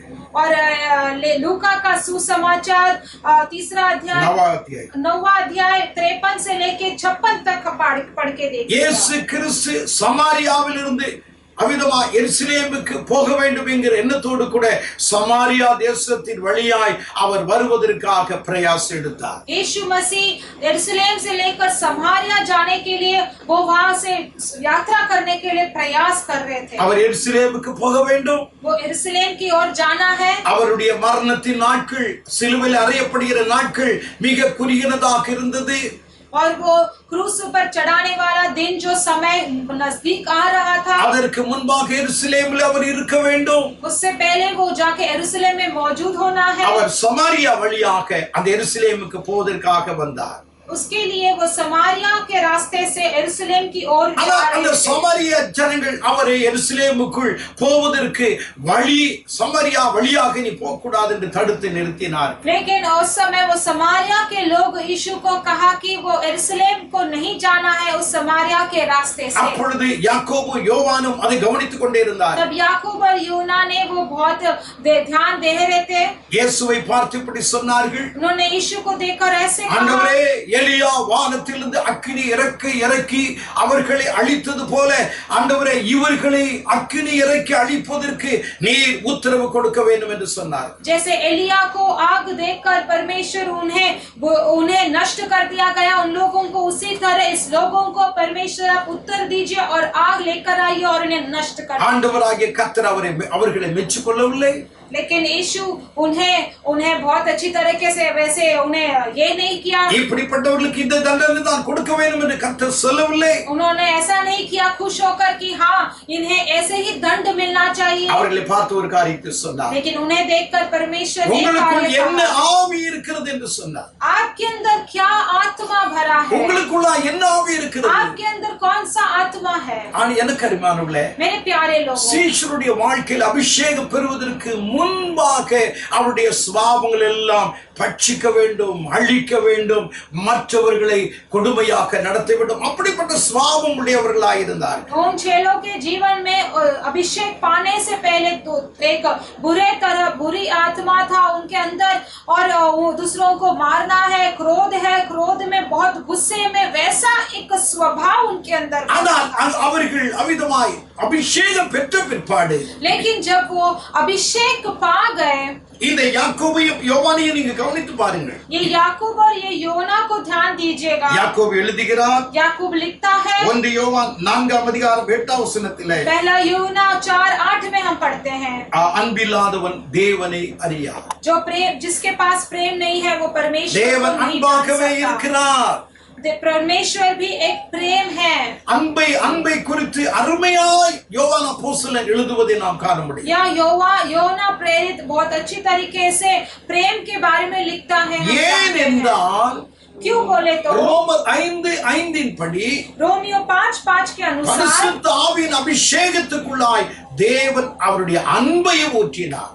पवित्र आत्मा के अभिषेक के साथ साथ परमेश्वर ने अपना प्रेम को भी उंडाल दिया। ஆவிக்குரியவன், तुम आत्मिक जन हो। ஆவிக்குரிய கனிகள் உனக்குள்ளாய் நிறைந்திருக்கிறது. तुम्हारे पास आत्मिक का फल भरा हुआ है। நேற்று வரைக்கும் நீ உலக மனுஷனை போல இருந்தாய். कल तक आप संसार के व्यक्ति थे, இன்றைக்கு நீ ஆவிக்குரிய ஒரு மனுஷன். लेकिन आज तुम आत्मिक व्यक्ति हो। உன்னை நான் அபிஷேகித்து இருக்கிறேன். मैंने तुम्हें अभिषेक என்னுடைய करा है। குணாதிசயங்கள் அத்தனை உனக்குள்ளாய் நிறைந்திருக்கிறது. मेरे सारे गुण और स्वभाव तुम्हारे अंदर भरा है। ஆவிக்குரியவன் ஆவிக்குரிய கனிகளினால் நிறைந்திருப்பான். एक आत्मिक जन आत्मिक के फल से भरा हुआ होता 1 है। கொரிந்தியர் 12 1 கொரிந்தியர் 14 நீங்கள் வாசித்தால், पहला कोरिन्थियों 12, पहला कोरिन्थियों 14 में जब हम पढ़ेंगे, 2 அதிகாரத்திலும் வரங்களை குறித்து ஆண்டவர் எழுதுவார். दोनों भी अध्याय में बहुत सारे वरन के बारे में परमेश्वर ஏன் 13 அதிகாரத்தை விட்டு விட்டார்? क्यों 13 अध्याय को छोड़ दिया? அந்த 13 அதிகாரத்திலே उस 13 अध्याय में அன்பை கர்த்தர் வைத்தார். प्रेम को वहां पर रखा। 12 14 வரங்கள் உனக்குள் இருந்தால் 12 और 14 में कई सारे वरन तुझे रहेंगे। தேவனுடைய அன்பாகிய ஸ்தோத்திரம், அந்த அன்பு, அந்த அவருடைய குணாதிசயம் இல்லாவிட்டால் இந்த வரங்கள் உனக்கு ஃபெயில் ஆயிடும். ये परमेश्वर का प्रेम, परमेश्वर का गुण अगर तुम में नहीं है तो ये सारे वरन सब खाली चले जाएंगे। ஆகையால் தான் 13 அதிகாரத்தின் நடுவில் வைத்து 2 பக்கத்திலும் வரங்களை கர்த்தர் சொன்னார். इसीलिए 13 अध्याय को बीच में रखकर बाकी 2 अध्यायों में परमेश्वर ने वरन के बारे में कहा। எனக்கு அருமையானவர்களே, मेरे प्रिय लोगों, ஆவிக்குரியவன் எப்படி இருப்பார்? आत्मिक जन कैसे रहते हैं? ஆவிக்குரியவன் முதலாவது ஆவியின் கனியினால் நிறைந்தவனாய் இருப்பார். पहली बात, आत्मिक फल से वो भरा हुआ रहता है, அன்புள்ளவனாய் காணப்படுவார். प्रेमित दिखाई देता है। அவனுடைய வாழ்க்கையில தேவ அன்பு பெருகிக் கொண்டே இருக்கும். उनके जीवन में परमेश्वर का प्रेम बढ़ता जाता है। இரண்டாவதாக दूसरी बात, ஆவிக்குரியவன் எப்படி இருப்பான்? आत्मिक जन कैसा होता है? மாம்சத்துக்குரிய மனுஷனை போல பொறாமையும் வாக்குவாதமும் உடையவனாய் இருக்கவே மாட்டான். एक शारीरिक व्यक्ति की तरह घमंड और गर्व से भरा हुआ और बहुत हमेशा लड़ता हुआ नहीं दिखाई देता है। அப்போஸ்தலனாகிய பவுல் 1 கொரிந்தியர் 3 அதிகாரத்தில் எழுதும் பொழுது, पहला प्रेरित पौलुस पहला कुरिन्थियों 3 अध्याय में जब लिखता है, அவர் எழுதும் பொழுது, மேலும் சகோதரரே உங்கள் ஆவிக்குரியவர்கள் என்று எண்ணி உங்களோடு கூட பேசக்கூடாமல் என்று சொல்லுவார். वो कहता है कि भाइयों, जैसे तुम आत्मिक लोग हो करके मैंने नहीं कहा और मैं तुम्हारे साथ बात नहीं कर सकता। 3 வசனத்திலே உங்களுக்குள்ளாய் பொறாமையும் உங்களுக்குள்ளாய் வாக்குவாதங்களும் உங்களுக்குள்ளாய் பேதங்களும் இருக்கிறபடியால் உங்களை நான் ஆவிக்குரியவர்கள் என்று எண்ணாமல் மாம்சத்துக்குரியவர்கள் என்று நான் சொல்கிறேன் என்று சொல்வார். तुम्हारे अंदर लड़ाई की, तुम्हारे अंदर झगड़ा का, तुम्हारे अंदर एक घमंड का आत्मा भरा हुआ है, इसीलिए मैं आपको शारीरिक मनुष्य कहता हूँ, ना कि आत्मिक मनुष्य। நாம் எப்படி இருக்கிறோம்? हम कैसे हैं? இவர்களும் சபைக்குள்ளாகத்தான் இருக்கிறாங்க. ये भी कलीसिया के अंदर है।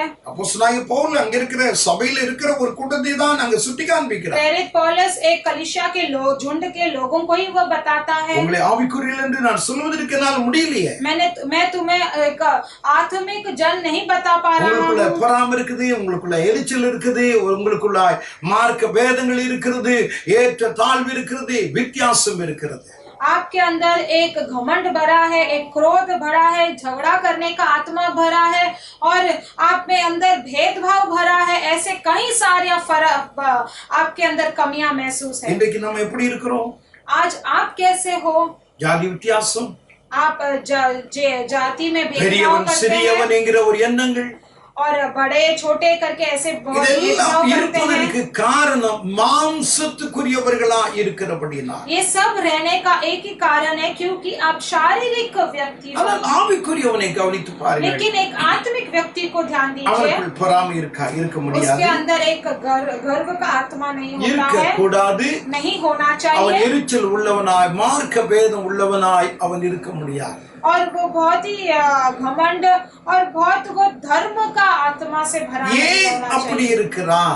क्यों ऐसा है? 1 கொரிந்தியர் 7ஆம் அதிகாரம் पहला कुरिन्थियों का पुस्तक 7वां अध्याय 20-21 வசனத்தை 20 எடுத்துக் கொள்ளுங்கள். 21 में हम पढ़ेंगे। அழைக்கப்பட்ட அழைப்பிலே நிலைத்திருங்கள். और बुलाया हुआ बुलावट में आप स्थिर உன்னை रहिएगा। தேவன் எப்படி அழைத்திருக்கிறார்? परमेश्वर ने तुम्हें कैसे बुलाया உன்னை है? அடிமையாக அழைத்திருக்கிறாரா? क्या तुम्हें गुलामी में बुलाया है? நீ அடிமையாக இருக்க வேண்டும். तुम एक गुलामीपन में நீ रहना। சுயாதீனம் உள்ளவனாய் அழைத்திருக்கிறாரா? क्या तुम्हें ऐसे ही बुलाया गया है? நீ சுயாதீனம் உள்ளவனாய் இருக்க வேண்டும். तो तू भी ऐसा ही रहना चाहिए, तुच्छ ही रहना चाहिए। என்னை தேவன் எப்படி அழைத்திருக்கிறார்? मुझे परमेश्वर ने कैसे बुलाया है? அவனை உயர்ந்த இடத்தில் வைத்திருக்கிறார். उसे एक उन्नति स्थान दिया है। அவன் அமிதமாய் பணத்திலே சிறந்திருக்கிறான். वो धन में बड़ा है। அவன் மேல நான் எப்படி பொறாமைப்பட முடியும்? मैं उससे कैसे घमंड, मैं उससे कैसे मैं என் தேவன் என்னை गर्व कर सकता हूं? அழைத்திருக்கிறதிலே நான் நம்பிக்கையோடு கூட திருப்தியாக நான் இருக்கிறேன். परमेश्वर ने मुझे बुलाया, उसी बुलावट में मैं तृप्त हूँ। அவனுக்கு 10 தாலந்தை கர்த்தர் கொடுத்திருக்கிறார். उसे भी परमेश्वर ने 10 तालंत को दिया है। அது அவனுக்கு கொடுக்கப்பட்டதான ஒரு பொறுப்பு. वो उसके लिए दिया गया एक कर्तव्य है। எனக்கு 5 தான் கொடுத்திருக்கிறார். लेकिन मुझे 5 तोला ही दिया है। நான் எனக்கு கொடுக்கப்பட்டதிலே நான் திருப்தியாக இருக்க வேண்டும். और मुझे जो धन दिया है उसमें मैं तृप्त होना है। ஆவிக்குரிய மனுஷனுக்குள் பொறாமை இருக்காது. और आत्मिक जीवन के व्यक्ति में कोई गर्व नहीं रहेगा। ஏனென்றால் क्यों बोले तो அவன் அழைக்கப்பட்ட அழைப்பை அவன் அறிந்தவன். कोई जलन उनमें नहीं रहेगा क्योंकि वो परमेश्वर के बुलावट में वो सच्ची है। ஆண்டவருடைய பிள்ளைகளாகிய நாம் விளங்கிக்கிறோம். हम परमेश्वर के बच्चे, हमें ये याद करना है, தேவன் समझना நம்மை है எப்படி அழைத்திருக்கிறார்? परमेश्वर ने हमें कैसे बुलाया है। தேவன் இப்படி என்னை அழைத்திருக்கிறதுனால நான் ஏன் பொறாமைப்படணும்? परमेश्वर ने मुझे इस तरह बुलाया है तो मैं क्यों जलन पाऊं? என்னை அழைத்தவர் அவருக்கு தெரியும். और मुझे परमेश्वर ने बुलाया है तो मैं எனக்கு जानता என்ன हूँ இருக்கணும், என்ன இருக்க கூடாது என்பது அவருக்கு தெரியும். मेरे अंदर क्या होना है, क्या नहीं होना चाहिए, वो जानते हैं। முதலாவது ஆவிக்குரியவன் ஆவிக்குரிய கனிகள் உள்ளவனாய் இருப்பான். एक आत्मिक व्यक्ति आत्मिक फलों से भरा हुआ होता है। இரண்டாவது ஆவிக்குரியவன் மாம்சத்துக்குரியவனை போல எந்த விதமான வேற்றுமை, பொறாமை, பேதங்கள், வித்தியாசங்கள் அவனுக்குள் இருக்கவே இருக்காது. और एक आत्मिक व्यक्ति शारीरिक व्यक्ति के जैसे झगड़ा का आत्मा या भेदभाव या धर्म का जाति बहुत झगड़ा, लड़ाई और या फिर गर्व, घमंड कुछ भी नहीं उसके अंदर होता है। மூன்றாவதாக तीसरी बात, ஆவிக்குரியவன் சாந்தமுள்ளவனாய் இருப்பான். आत्मिक व्यक्ति जो है वो शांत समाधान से भरा रहता है। கலாத்தியர் 6ஆம் அதிகாரம் गलातियों का पुस्तक 6वां अध्याय 1ஆம் வசனத்தை எடுத்துக் கொள்ளுங்கள். पहला वचन ले लेंगे। ஆவிக்குரியவர்களாகிய நீங்கள் சாந்தமுள்ள ஆவியோடு சீர் பொருந்த பண்ணுங்கள். और आत्मिक व्यक्ति जो आप हो, आप नम्रता के साथ ऐसे को संभालो। பவுல் சொல்லுகிற ஆவிக்குரியவர்களாகிய நீங்கள், जो आत्मिक जन आप हो। அங்கே ஒரு சபையில் இருக்கிற ஒரு விசுவாசி தப்பு பண்ணிட்டான். वहाँ के एक कलीसिया का एक विश्वासी जो है गलती कर दिया, ஒரு தவறு செய்துட்டான். एक गलती उसने कर दिया। நீ ஆவிக்குரியவன், तू आत्मिक व्यक्ति है, நீ என்ன செய்ய வேண்டும்? तुझे क्या करना है? அவனை சீர் பொருந்த வேண்டும், அவனை சரிப்படுத்த வேண்டும். तुझे उसे सीधा करना है, उसे ठीक करना है। அவனுடைய பாவத்தை அவனுக்கு உணர்த்தி அவன் ஒரு தேவனுடைய மனுஷனாக நீ மாற்ற வேண்டும். उसके पापों को तुम्हें उसे समझाना है और उसको परमेश्वर का व्यक्ति बनाना है। ஏனென்றால் நீ ஆவிக்குரியவன், ஸ்பிரிச்சுவல் மேன். क्योंकि तू एक आत्मिक जन है। ஆனால் அவன் செய்த குற்றத்தை 4 பேருக்கு நீ சொல்ல ஆரம்பிப்பாய் என்றால், लेकिन जब उसने किया हुआ जो गलती को तू 4 जनों को அவன் बोलेगा, செய்த தவறுகளுக்கு அவன் செய்த தப்பிதத்திற்கு நீ லைசன்ஸ் கொடுத்து நீ எப்படி வேணாலும் நடந்து கொள் என்று சொல்வதை போல இருக்கும். उसने जो गलतियां किया है उसका तू पूरी तरह से अच्छा उसे लाइसेंस देकर तू जो किया है वो ठीक है करके बता रहा है। इसका நீ मतलब होता है ஆவிக்குரியவன், உனக்குள் என்ன இருக்க வேண்டும்? சாந்தமுள்ள ஆவி இருக்க வேண்டும். तू आत्मिक व्यक्ति है, तेरे अंदर एक शांति भरा एक स्वभाव होना முதலாவது चाहिए। நான் சொன்னேன், ஆவிக்குரியவனுக்கு ஆவிக்குரிய கனிகள் நிறைந்திருக்க வேண்டும். पहले मैंने कहा एक आत्मिक व्यक्ति के पास आत्मिक फलों से भरा हुआ होना இரண்டாவதாக चाहिए। ஆவிக்குரிய மனுஷன் மாம்சத்துக்குரிய மனுஷனை போல அவிதமாய் உலக மனுஷனை போல அவன் வாழக்கூடாது. एक आत्मिक व्यक्ति शारीरिक व्यक्ति के जैसे सांसारिक जीवन में नहीं बिताना चाहिए। மூன்றாவது ஆவிக்குரியவன் சாந்தமுள்ள ஆவி உள்ளவனாய் காணப்பட வேண்டும். और एक तीसरा बात जो है आत्मिक व्यक्ति जो परमेश्वर के शांत का गुण उसके अंदर मौजूद பிலிப்பியர் होना 4 அதிகாரம் 4 வசனத்திலே, फिलिपियों का पुस्तक 4 अध्याय 4 वचन में உங்கள் சாந்த குணம் எல்லா மனுஷனுக்கும் தெரிந்திருப்பதாக. वही शांति का गुण जो है सभी मनुष्यों को दिखाई देना चाहिए। கர்த்தர் சமீபமாய் இருக்கிறார். परमेश्वर नजदीक है। பவுல் சொல்கிறார், உங்கள் சாந்த குணம் எல்லா மனுஷனுக்கு தெரியணும். पौलुस कहते हैं कि तुम्हारा शांत गुण सबको दिखना चाहिए। அருமையான ஒரு ஆவி உனக்குள்ளாது நிறைந்திருக்க வேண்டும். वो एक अच्छा प्यारा भरा आत्मा है जो तेरे अंदर भरा होना चाहिए। பழைய பாட்டிலே மோசேக்கு விரோதமாக ஸ்தோத்திரம் மீரியாம் எழும்பினாள், ஆரோன் எழும்பினார். और जूना नियम में मूसा का विरोध मिरियाम उठने लगा और आरोन भी उठने लगा। சொந்த குடும்பமே அவனுக்கு விரோதமாக எழும்பினது. उनके ही परिवार के लोग ही उनके विरुद्ध उठने लगे। தன்னை வளர்த்த சகோதரி, தன்னுடைய அக்கா, தன்னுடைய அண்ணன் தனக்கு விரோதமாக எழுப்பி விட்டார்கள் என்று அவன் தேவனுடைய மனுஷனாய் மோசே அப்படியே அமைதியாய் அது நின்று தேவ சமூகத்திலே அது காணப்பட்டு கொண்டிருந்தார். उनके खुद के भाई बहन ही उनके विरुद्ध उठ गए करके परमेश्वर का दास मूसा बहुत ही दुखी भरे वहां पर खड़ा हुआ देख रहा था। ஆண்டவராய் கர்த்தர் கவனித்தார். परमेश्वर यहोवा वहां पर ध्यान दिया। எல்லா ஜனங்கள் கூடி இருக்கிறார்கள். यहाँ वहां पर सारे लोग इकट्ठे हुए हैं। மீரியாம் இருக்கிறார், ஆரோன் இருக்கிறார். मिरियाम है और आरोन भी मौजूद है। அப்பொழுது அவனை குறித்து சாட்சி கொடுக்கிறார். तभी उसको देखकर एक गवाही देते हैं। என்னாகமம் 12 அதிகாரம் गिनती का पुस्तक 12 अध्याय 3 வசனத்திலே, 3 वचन में பூமியிலே மோசே போல சாந்த குணம் உள்ளவன் ஒருவனும் இல்லை.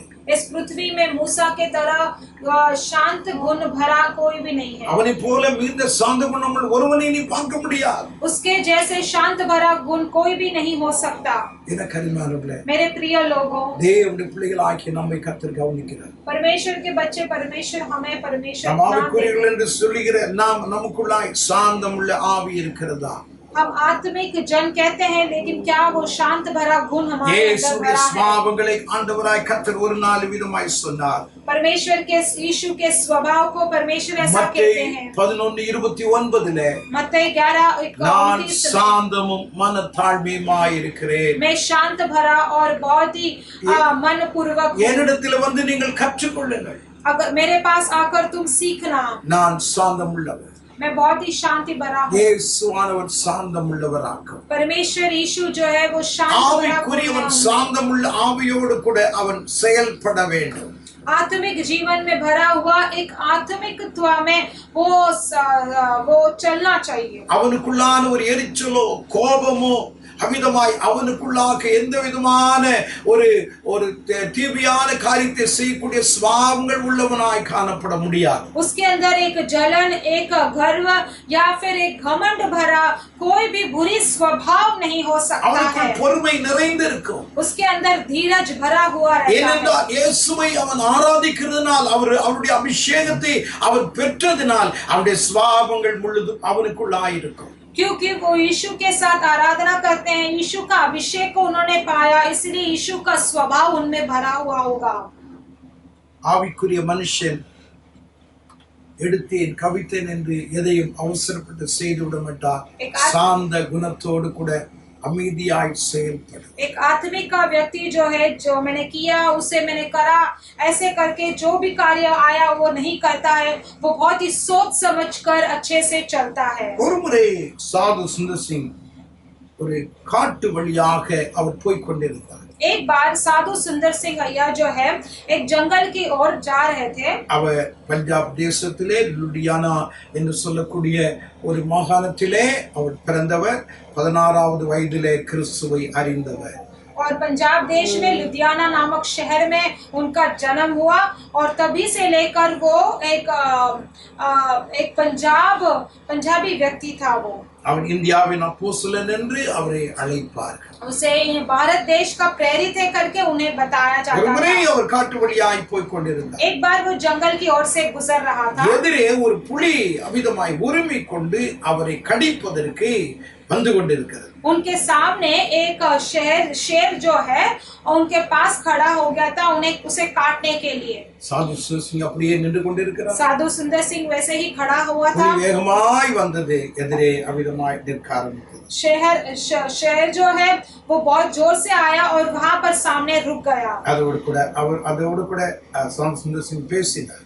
और उसके साथ श्याम सुंदर सिंह अय्या जो है बात करने लगे. நீயும் நான் ஆண்டவருடைய படைப்பு, அதே போல நீயும் ஆண்டவருடைய படைப்பு. जैसे मैं परमेश्वर का सृष्टि हूँ, उसी तरह तुम भी परमेश्वर का सृष्टि हो. உன்னையும் என்னையும் ஆண்டவர் தான் படைத்திருக்கிறார். तुझे और मुझे परमेश्वर ने ही सृष्टि किया है. நான் உன்னை சிநேகிக்கிறேன், இயேசு என்னை சிநேகிக்கிறார். जैसे मैं तुम्हें प्रेम करता हूँ, उसी तरह यीशु भी तुम्हें प्रेम करता நான் है. உனக்கு எந்த தீங்கும் செய்ய மாட்டேன், அதே போல நீயும் எனக்கு எந்த தீங்கும் செய்யக்கூடாது मैं तुम्हें कोई भी बुराई नहीं करूंगा, उसी तरह तुम भी मेरा कोई भी बुराई नहीं करोगे என்று சொல்லி அந்த புலியை பார்த்து அதை பேசிட்டே இருந்தார். ऐसे बोलकर वो शेर के साथ वो बात कर रहे थे. அது என்ன நினைத்ததோ தெரியாது. उसने क्या सोचा पता नहीं. அப்படியே கவனித்துக் கொண்டே இருந்தது. उसने ऐसे ही ध्यान दिया. இவருடைய பேச்சு, இவருடைய காரியங்கள் எல்லாம் அமைதியாய் ரொம்ப சாந்தமாய் பேச ஆரம்பித்தார். उनके सारे कार्य, उनका बातचीत करना जो है बहुत शांत से बात कर रहे அந்த थे. புலிக்கு என்ன விளங்கினது தெரியாது. वो शेर क्या समझ पाया पता नहीं. நேராய் அவரிடத்துல வந்தது. लेकिन वो ठीक उन्हीं के पास आ गया सीधा. அவரிடத்துல நின்று கொண்டு அவருடைய கையை नक्की கொடுத்து விட்டு அது பாட்டு போயிடுச்சு. और वो वहां के खड़ा था, वो खड़ा हुआ, वो उस व्यक्ति के हाथ को लिया और वो चाट कर ऐसे ही चला गया. அவர் எழுதுறார், 2 முறை அப்படி எனக்கு சம்பவித்தது. उन्होंने लिखा कि 2 बार ऐसा संभव मेरे जीवन में हुआ.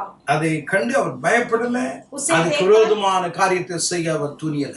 उसे देखकर वो डरे नहीं और उसके विरुद्ध कुछ कार्य भी नहीं किया. ஆனால் அவருடைய சாந்தத்தை அது அறிந்தது. लेकिन वो उनका एक शांति का गुण वो जान पाया. ஆவிக்குரிய மனுஷன் சாந்தமுள்ள ஆவி உள்ளவர். आत्मिक जन तो जो है वो शांत भरा जन है. கோபத்திற்கோ எந்த விதமான எரிச்சலுக்கோ அவன் இடம் தரவே மாட்டான். क्रोध को या कोई जलन या घमंड को वो कोई भी परिस्थिति को वो मौका नहीं देगा. 4வது चौथी बात, ஆவிக்குரியவன் ஆவிக்குரிய சிந்தை உள்ளவனாய் காணப்படும். एक आत्मिक व्यक्ति आत्मिक भरा स्वभाव के साथ रहता है. ரோமர் எழுதின நிருபம் 8ஆம் அதிகாரம் रोमियो का पुस्तक 8वां अध्याय 5ஆம் வசனத்திலே 5वां वचन में மாம்சத்தின்படி நடக்கிறவர்கள் மாம்சத்துக்குரியவைகளை சிந்திக்கிறார்கள், ஆவிக்குரிய பிரகாரமாய் நடக்கிறவர்கள் ஆவிக்குரியவைகளை சிந்திக்கிறார்கள். और शारीरिक रूप से चलने वाले शारीरिक मनुष्यों के तरह सोचते हैं, एक आत्मिक रूप से चलने वाले आत्मिक स्वभाव के आधार पर सोचते हैं। ஆவிக்குரியவன் ஆவிக்குரியவைகளை சிந்திக்கிறான். आत्मिक व्यक्ति जो है आत्मिक स्वभाव के अनुसार सोचता है। ஆவிக்குரியவன் அவிதமாய் ஸ்தோத்திரம் சிந்திப்பதை நாம் இங்க பார்க்கிறோம். एक आत्मिक व्यक्ति जो है वो अच्छे से समझ कर लेता है, यहाँ पर हम देखते हैं। ஆவிக்குரியவன் ஆவிக்குரியவைகளை அவன் சிந்திக்கிறான். एक आत्मिक जीवन भरा आदमी जो आत्मिक जीवन के बारे में वो सोचता है। அவனுடைய சிந்தை முழுவதும் கிறிஸ்து நிறைந்திருக்கிறார். उसके सोच में पूरी तरह से मसीहा भरे हुए हैं। அவன் வீட்டில் இருந்தாலும், वो अगर घर पे भी रहेंगे, அவன் எங்கே இருந்தாலும், वो जहाँ कहीं भी அவனுடைய रहेगा, சிந்தை எல்லாம் அமிதமாய் இயேசுவை குறித்தும் ஆண்டவரை குறித்து மாத்திரமே காணப்படும். उनका पूरा सोच पूरा यीशु के बारे में, परमेश्वर के बारे में ही होगा। வீட்டில் இருக்கிறான், अगर वो घर में है, ஜெபிக்கணும், प्रार्थना करता है, பைபிள் வாசிக்கணும், बाइबल पढ़ना है, தியானிக்கணும், ध्यान करना है, உபவாசிக்கணும், उपवास करना है, ஆண்டவரை துதிக்கணும், பாடணும் परमेश्वर का स्तुति आराधना करना है, என்கிற எண்ணங்கள் அவனுடைய சிந்தையில் ஓடிட்டே இருக்கும். ऐसे कई सारे सोच उनके मन के अंदर दौड़ता रहता அவனுடைய है। பிள்ளைகளாகி நம்முடைய சிந்தையில் அப்படி இருக்கணும். हम परमेश्वर के बच्चे भी हमारे सोच में ऐसा होना चाहिए। அவனுக்குள்ளாய் வேற சிந்தை இருக்கவே இருக்காது. हमारे उसके अंदर तभी कोई और गुण नहीं आ सकता யாருக்காயிலும் है। உதவி செய்யணும், दूसरों के लिए हम सहायता करना இயேசுவை है, மற்றவர்களுக்கு சொல்லணும், यीशु के बारे में दूसरों से कहना है, ஆண்டவருக்கு என்று கொடுக்கணும். पर यीशु को देना है। ஓ, இந்த ஆவிக்குரிய சிந்தை அவனுக்குள் எப்பொழுது இருக்கும். ये आत्मिक भरा ये सोच जो है उसके अंदर हमेशा रहता था। அப்போஸ்தலனாகிய பேதுருவை கவனியுங்கள். प्रेरित पौलुस को स्मरण कीजिए। அப்போஸ்தலர் நடவடிக்கைகள் 10ஆம் அதிகாரம் प्रेरित का पुस्तक 10वां अध्याय 19ஆம் வசனத்திலே 8वें वचन में, அவன் அவைகளை சிந்தித்துக் கொண்டிருக்கும் பொழுது, वो जब उन्हें जांच रहा था, வீட்டிலே சிந்தித்துக் கொண்டிருக்கிறான். वो उन्हें जांच परख रहा था। ஊழியத்துக்கு போய்விட்டு வீட்டுக்கு வந்தா, वो सेवा में जाके घर पे आया, ஸ்தோத்திரம், அவருக்கு பசி உண்டாயிருந்தது. उनको भूख लग गया। அங்கே இருக்கிற வேலைக்காரர்களிடத்துல கேட்டார், ஆகாரங்கள்லாம் ரெடி ஆயிடுச்சா? और वहाँ के नौकरों को पूछता है कि क्या सब खाना तैयार हो गया है। அவர்கள் இன்னும் கொஞ்சம் சற்று நேரம் ஆகுமையா அப்படின்னாங்க. उन्होंने कहा कि थोड़ी देर और लगेगा। அவர் எரிச்சல் அடையவில்லை, கோபம் அடையவில்லை. वो घमंड वो क्रोधित नहीं हुआ। நான் இந்த நேரத்தில் வருவேன் என்று உங்களுக்கு தெரியுமே, मैं इस समय पर ही आता हूँ, आपको எனக்கு पता है எவ்வளவு பசி இருக்கிறது, मुझे कितना भूख भरा है। நான் ஒரு பெரிய அப்போஸ்தலன் அல்லவா, मैं एक बड़ा एक प्रेरित हूँ, உங்களுக்கு இதை விட என்ன வேலை? इससे ज्यादा तुम्हें और क्या काम है। இதெல்லாம் அவரிடத்துல பேசவில்லை. ऐसे सभी वो बात नहीं करने लगे। சமையல் ஆகலையா, நீ உன் வேலையை நீ செய், நான் என் வேலையை நான் செய்றேன்னு மேலறைக்கு போனார். खाना नहीं बन पाया तो तुम तुम्हारा काम करो, मैं मेरा काम करूंगा करके ऊपर की तरफ चला गया। மேல் வீட்டில் ஏறி ஜெபிக்க ஆரம்பித்தார். ऊपर के घर पे जाके वो प्रार्थना करने लगा। ஆண்டவராகிய கர்த்தர் அவருக்கு ஒரு தரிசனம் கொடுக்கிறார். परमेश्वर यहोवा उसको एक दर्शन दिखाते हैं। வானத்திலிருந்து ஒரு கூடு அமிதமாய் இறங்கி வருகிறது. और स्वर्ग से एक आकाश से एक घोंसला नीचे उतर कर आ रहा அங்கே है। பலவிதமான பறவைகள் அங்கே இருக்கிறது. उसके अंदर बहुत सारे पक्षियां मौजूद ஒரு है। சத்தம் கேட்கிறது, இவைகளை அடித்து நீ புசி. एक आवाज सुनाई देता है तो उसको मार के खाना खा பேதுரு लेना। சொல்றார், ஆண்டவரே இதுவரைக்கும் நான் அப்படி செய்தது இல்லையே, पतरस कहता है परमेश्वर मैंने अब तक ऐसे कार्य நான் नहीं किया, கேட்டுள்ளதை ஒன்றை நான் இதுவரைக்கும் புசித்தது இல்லையே. मैंने अशुद्धों को कभी भी ऐसे छुआ कर எதை खाया नहीं புசிக்க है। வேண்டும், எதை புசிக்க கூடாது என்று நீர் எங்களுக்கு சொல்லிக் கொடுத்திருக்கிறீர்கள். आपने हमें सिखाया कि हम क्या खाना है क्या नहीं खाना है। அது போனது, वो चला गया। திரும்ப அது அமிதமாய் கூடி இறங்கினது. वैसे ही वो एक घोंसला नीचे उतरा। அதே போன்ற சத்தங்கள் கேட்டது. उसी तरह अनेक सारे आवाज सुनाई देने அதான் लगे। அப்போஸ்தலர் 10:19 வாசிக்கிறோம். वही प्रेरित पुस्तक 10:19 में அவன் हम அந்த पढ़ते हैं। தரிசனத்தை சிந்தித்துக் கொண்டிருக்கும் பொழுது, वो उसका दर्शन को सोच रहा था तभी। அப்போ வீட்ல இருக்கும் பொழுது தேவன் கொடுத்த தரிசனத்தை அவர் சிந்திக்கிறார். जब वो घर पे था तो परमेश्वर ने दिया दर्शन को वो याद करता है। அப்போ ரெண்டு பேர் வந்து கதவை தட்டுகிறார்கள். तब दो जन आके दरवाजा खटखटाते हैं। ஆண்டவராய் கர்த்தர் சொன்னார், நீ அவர்களோடு கூட நீ போ, அவர்களை நான் அனுப்பினேன். परमेश्वर यहोवा कहते हैं कि तू उनके साथ जा क्योंकि मैंने उन्हें भेजा है। அவன் யோப்பா பட்டணத்துக்கு கடந்து போனான். वो योपा பட்டணத்திலிருந்து ஸ்தோத்திரம் அவன் கடந்து போனான். वो योपा के शहर में जाता है। ஸ்தோத்திரம் கொர்நேலியு வீட்டு கடந்து போனான். कोर्नेलियुस के घर पे चला जाता है। கொர்நேலியு வீட்டிலே ஜெபம் நடந்தது. कोर्नेलियो के घर पे प्रार्थना हो रहा था, பிரசங்கித்துக் கொண்டிருந்தார். संदेश दे रहे थे। எல்லார் மேலும் ஆவியானவர் இறங்கினார். सबके ऊपर परमेश्वर का आत्मा बरकरार आया। அவருடைய மினிஸ்ட்ரி ஆசீர்வாதமாய் மாறினது. तब उनका सेवा जो है एक आशीर्वादित बन गया था। வீட்டிலே இருக்கும் பொழுது அவர் தரிசனத்தை, ஆவிக்குரிய காரியங்களை, ஆவிக்குரிய சொப்பனங்களை, தேவனுடைய திட்டங்களை அவர் சிந்தித்துக் கொண்டிருந்தார். इसीलिए जब वो घर पे था तो आत्मिक भरा परमेश्वर का सोच, परमेश्वर का जो भी कार्य है वो सब सोच रहा था। உங்களுடைய வாழ்க்கையிலேயும் ஆவிக்குரிய சிந்தை உங்களுக்குள் காணப்பட வேண்டும். आपके अंदर, आपके जीवन में भी एक आत्मिक स्वभाव आपके अंदर होना चाहिए। ஆலயத்துக்கு போறீங்க, சர்ச்சுக்கு போறீங்க, आप एक कलीसिया में जाते हो, चर्च में जाते हो, அங்கே போய் என்ன செய்தார்கள்? वहां पर जाकर भी क्या किया? 48ஆம் சங்கீதம் 28 भजन संगीता 9ஆம் வசனத்திலே, 9वां वचन में, தேவனே உம்முடைய ஆலயத்தின் நடுவிலே உம்முடைய கிருபையை சிந்தித்துக் கொண்டிருக்கிறோம். परमेश्वर तुम्हारे भवन के बीच में तुम्हारे अनुग्रह को याद कर रहे உம்முடைய हैं, இரக்கத்தை நாங்கள் சிந்திக்கிறோம். आपके करुणा को हम याद कर रहे அந்த हैं। ஆலயத்துக்கு போய் விட்டு வேற ஒன்றும் சிந்தனை இல்ல.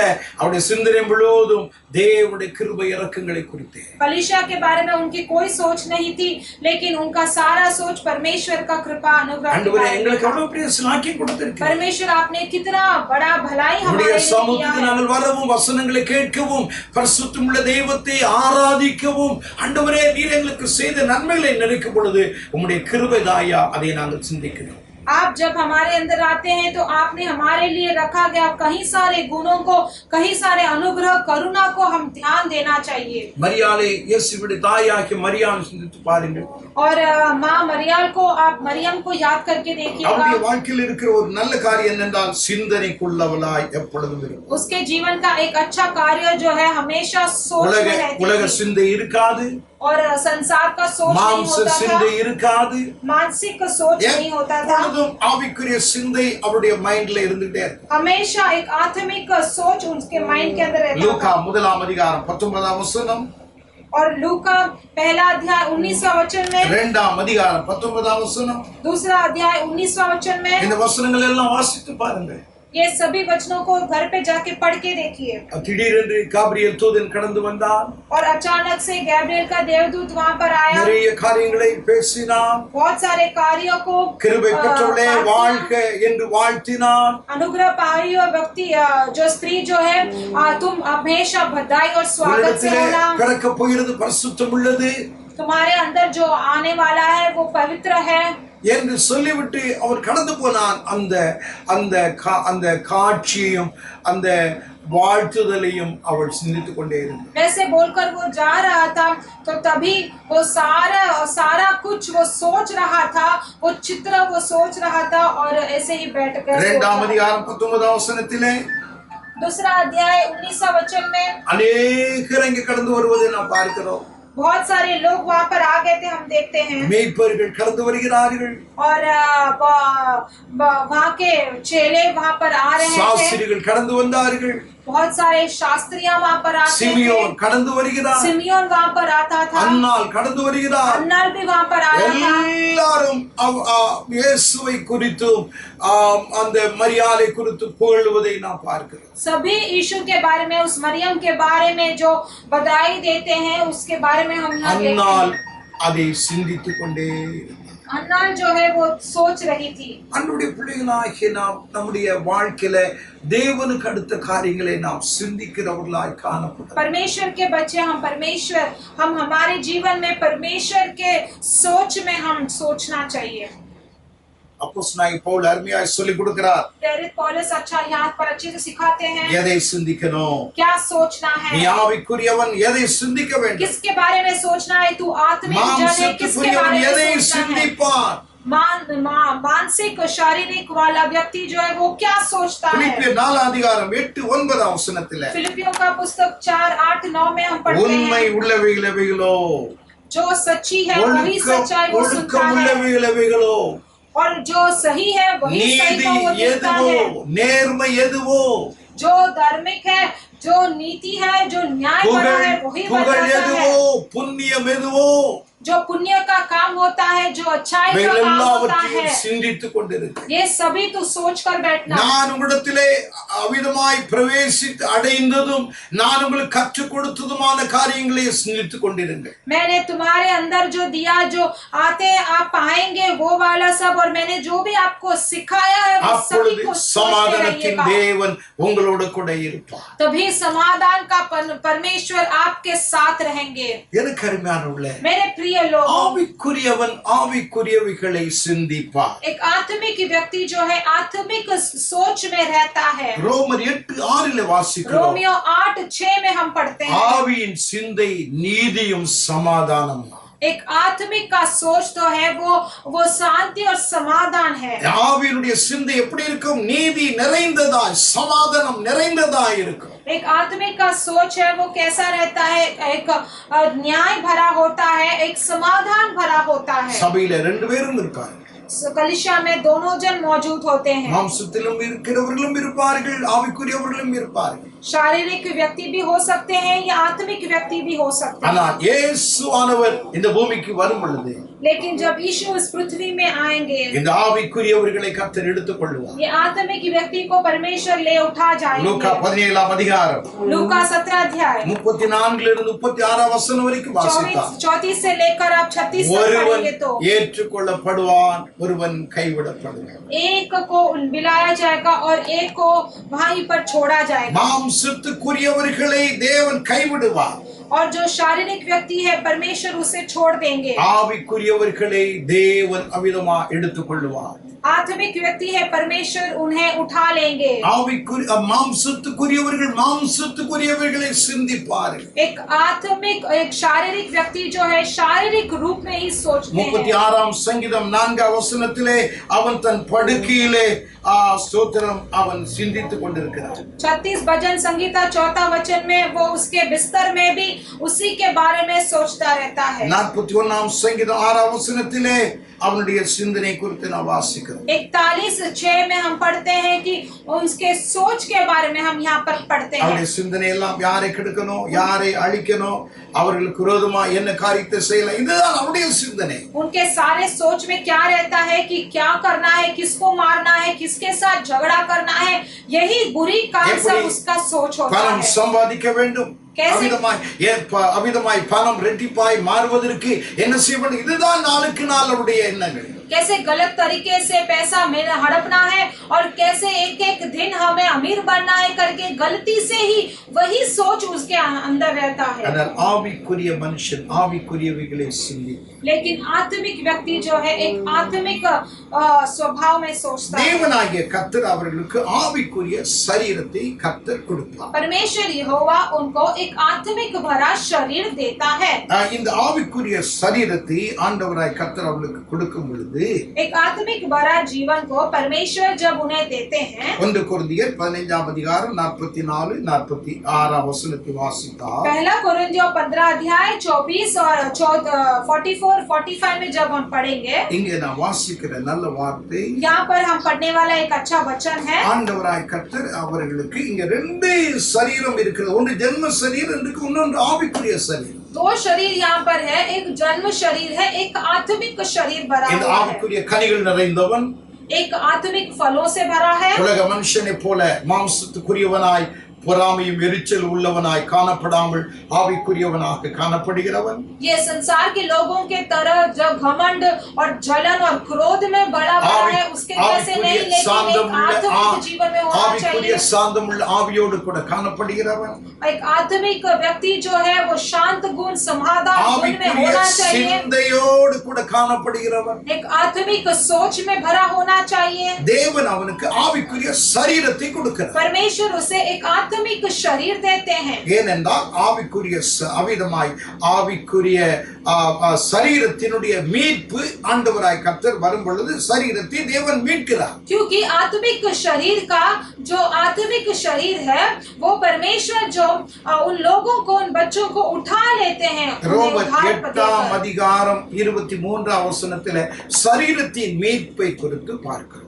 और रोमियो 8:23 में हम पढ़ते हैं कि शरीर के मुक्ति के बारे में हम देखते हैं। எல்லாருடைய சரீரமும் மீட்கப்படாது. सबका शरीर को उठाया नहीं जाता है, ஆனால் ஆவிக்குரியவருடைய சரீரங்களை கர்த்தர் மீட்பார். लेकिन आत्मिक शरीर को परमेश्वर उठाते हैं, छुड़ाते हैं। அப்படி மீட்கும் பொழுது தேவன் அவர்களுக்கு ஆவிக்குரிய சரீரத்தை கர்த்தர் கொடுப்பார். तभी छुड़ाते समय परमेश्वर उन्हें एक आत्मिक शरीर देते हैं। 1 கொரிந்தியர் 15ஆம் அதிகாரம் 46ஆம் வசனத்தை நீங்கள் வாசித்தால் நீங்கள் அறியலாம், ஆவிக்குரிய சரீரம் உண்டு. அந்த ஆவிக்குரிய சரீரத்தை கர்த்தர் அவர்களுக்கு கொடுக்கிறார். और आप 1 कोरिन्थियों 15:46 में हम पढ़ सकते हैं कि एक आत्मिक शरीर हो सकता है और उसके बारे में लिखा है। 51ஆம் வசனத்தில் அதே அதிகாரத்தில் வாசிக்கிறோம், கடைசி காலம் தொனிக்கும் பொழுது அவர்கள் எல்லாரும் மறுபம் அடைகிறார். उसी में हम पढ़ सकते हैं कि जब भी आखिरी फूका जाता है तभी वहां पर ध्वनि सुनाई देता है। அப்படியே அந்த சரீரத்தை தேவன் ஆவிக்குரிய சரீரமாக மாற்றி தேவன் மீட்டுக்கொண்டு பரலோகம் செல்கிறார். वही शरीर को परमेश्वर एक आत्मिक शरीर में बदलकर परमेश्वर उसे मुक्ति करके उसे उठा देते हैं। மற்றவர்கள் என்ன எப்படி இருப்பார்கள்?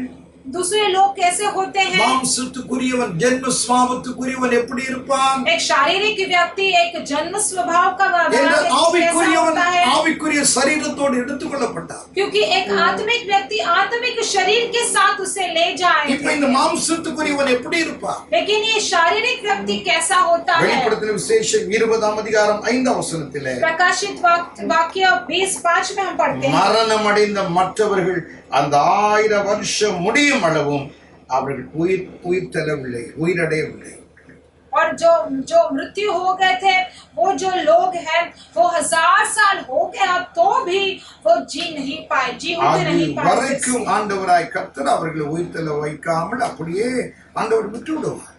और तब तक परमेश्वर उन्हें उठाते नहीं है, जी उठाते नहीं है दोबारा, और परमेश्वर ऐसे ही उन्हें छोड़ देते हैं। ஆவிக்குரிய மனுஷனை கர்த்தர் அவனுடைய சரீரத்திற்கு ஆவிக்குரிய சரீரத்தை கொடுத்து அந்த சரீரத்தை, பழைய சரீரத்தை, இந்த பூமியில இதுவரைக்கும் வாழ்ந்த அவனுடைய சரீரத்தை தேவன் மீட்டு பரலோகம் கொண்டு போகிறார்.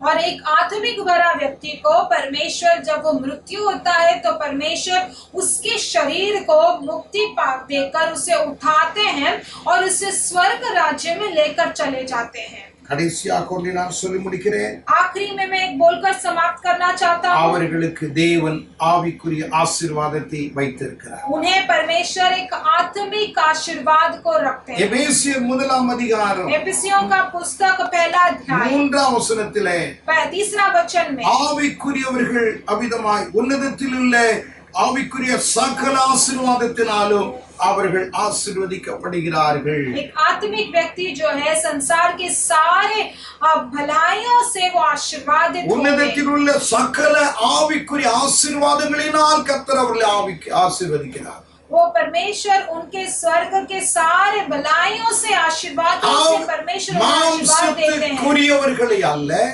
एक शारीरिक व्यक्ति को नहीं, जन्म स्वावत्तुकुरियवने அல்ல, ஆவிக்குரியவனை உன்னதத்தின் ஆசீர்வாதத்தினால் ஆசீர்வதிக்கிறார். जन्म स्वभाव के व्यक्ति को नहीं, लेकिन आत्मिक व्यक्ति को ही परमेश्वर सारे संसार के सारे आशीर्वाद स्वर्ग के आशीर्वाद से என்ன நடக்கிறது?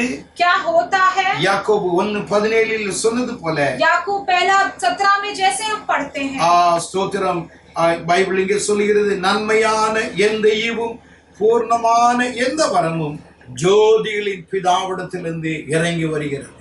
और भलाई, अच्छाई और सब कुछ पूरी तरह से वो ज्योति के पिता से उतर कर आता है। பரலோகத்திலிருந்து அவளுக்கு வேண்டிய நன்மை, அவளுக்கு வேண்டிய ஆவிக்குரிய ஆசீர்வாதங்கள் எல்லாம் ஆண்டவராய் கர்த்தர் கொடுப்பதற்காக இறங்கி வருகிறார், அதை அனுப்புகிறார். स्वर्ग से परमेश्वर उनकी अच्छाइयाँ और स्वर्ग के जो भी आशीर्वाद उनको मिलना है वो सभी उतर कर उनको भर देता है। परमेश्वर उन्हें भेजते हैं ऐसे आशीर्वाद से। आत्मिक लोगों को इसी तरह आत्मिक आशीर्वाद देकर आशीर्वाद करते हैं। वो आत्मिक जीवन में वो उन्नति स्थान पाते हैं और परमेश्वर के आशीर्वाद में भी वो भरपूर रहते हैं। क्या हम आत्मिक जीवन भरे व्यक्ति हैं? ஆவிக்குரியவனுக்கு தான் கர்த்தர் இத்தனை ஆசீர்வாதங்களை வைத்திருக்கிறார். आत्मिक जनता को ही परमेश्वर इतने सारे आशीष रखे हैं। நாம் ஜெபிப்போம். हम सभी प्रार्थना करेंगे। ஆண்டவரை நோக்கி நாம் எல்லாரும் ஜெபிக்கலாம். परमेश्वर की ओर देखकर हम प्रार्थना करेंगे। ஆண்டவரே, परमेश्वर, பலவீனமாய் இருக்கிற என்னுடைய சரீரத்தை ஆவிக்குரிய சரீரமாக மாற்றும். हमारे कमजोर इस शरीर को एक आत्मिक बड़ा शरीर बदलिएगा। உம்மோடு கூட உடன்படிக்கை செய்கிற என்னுடைய வாழ்க்கை ஆண்டவரே ஆவிக்குரிய உடன்படிக்கையாக அது மாறணும். हमारे आपके साथ मिलकर हम प्रतिज्ञा करने वाला हमारा ये जीवन एक आत्मिक भरा जीवन में बदलना है।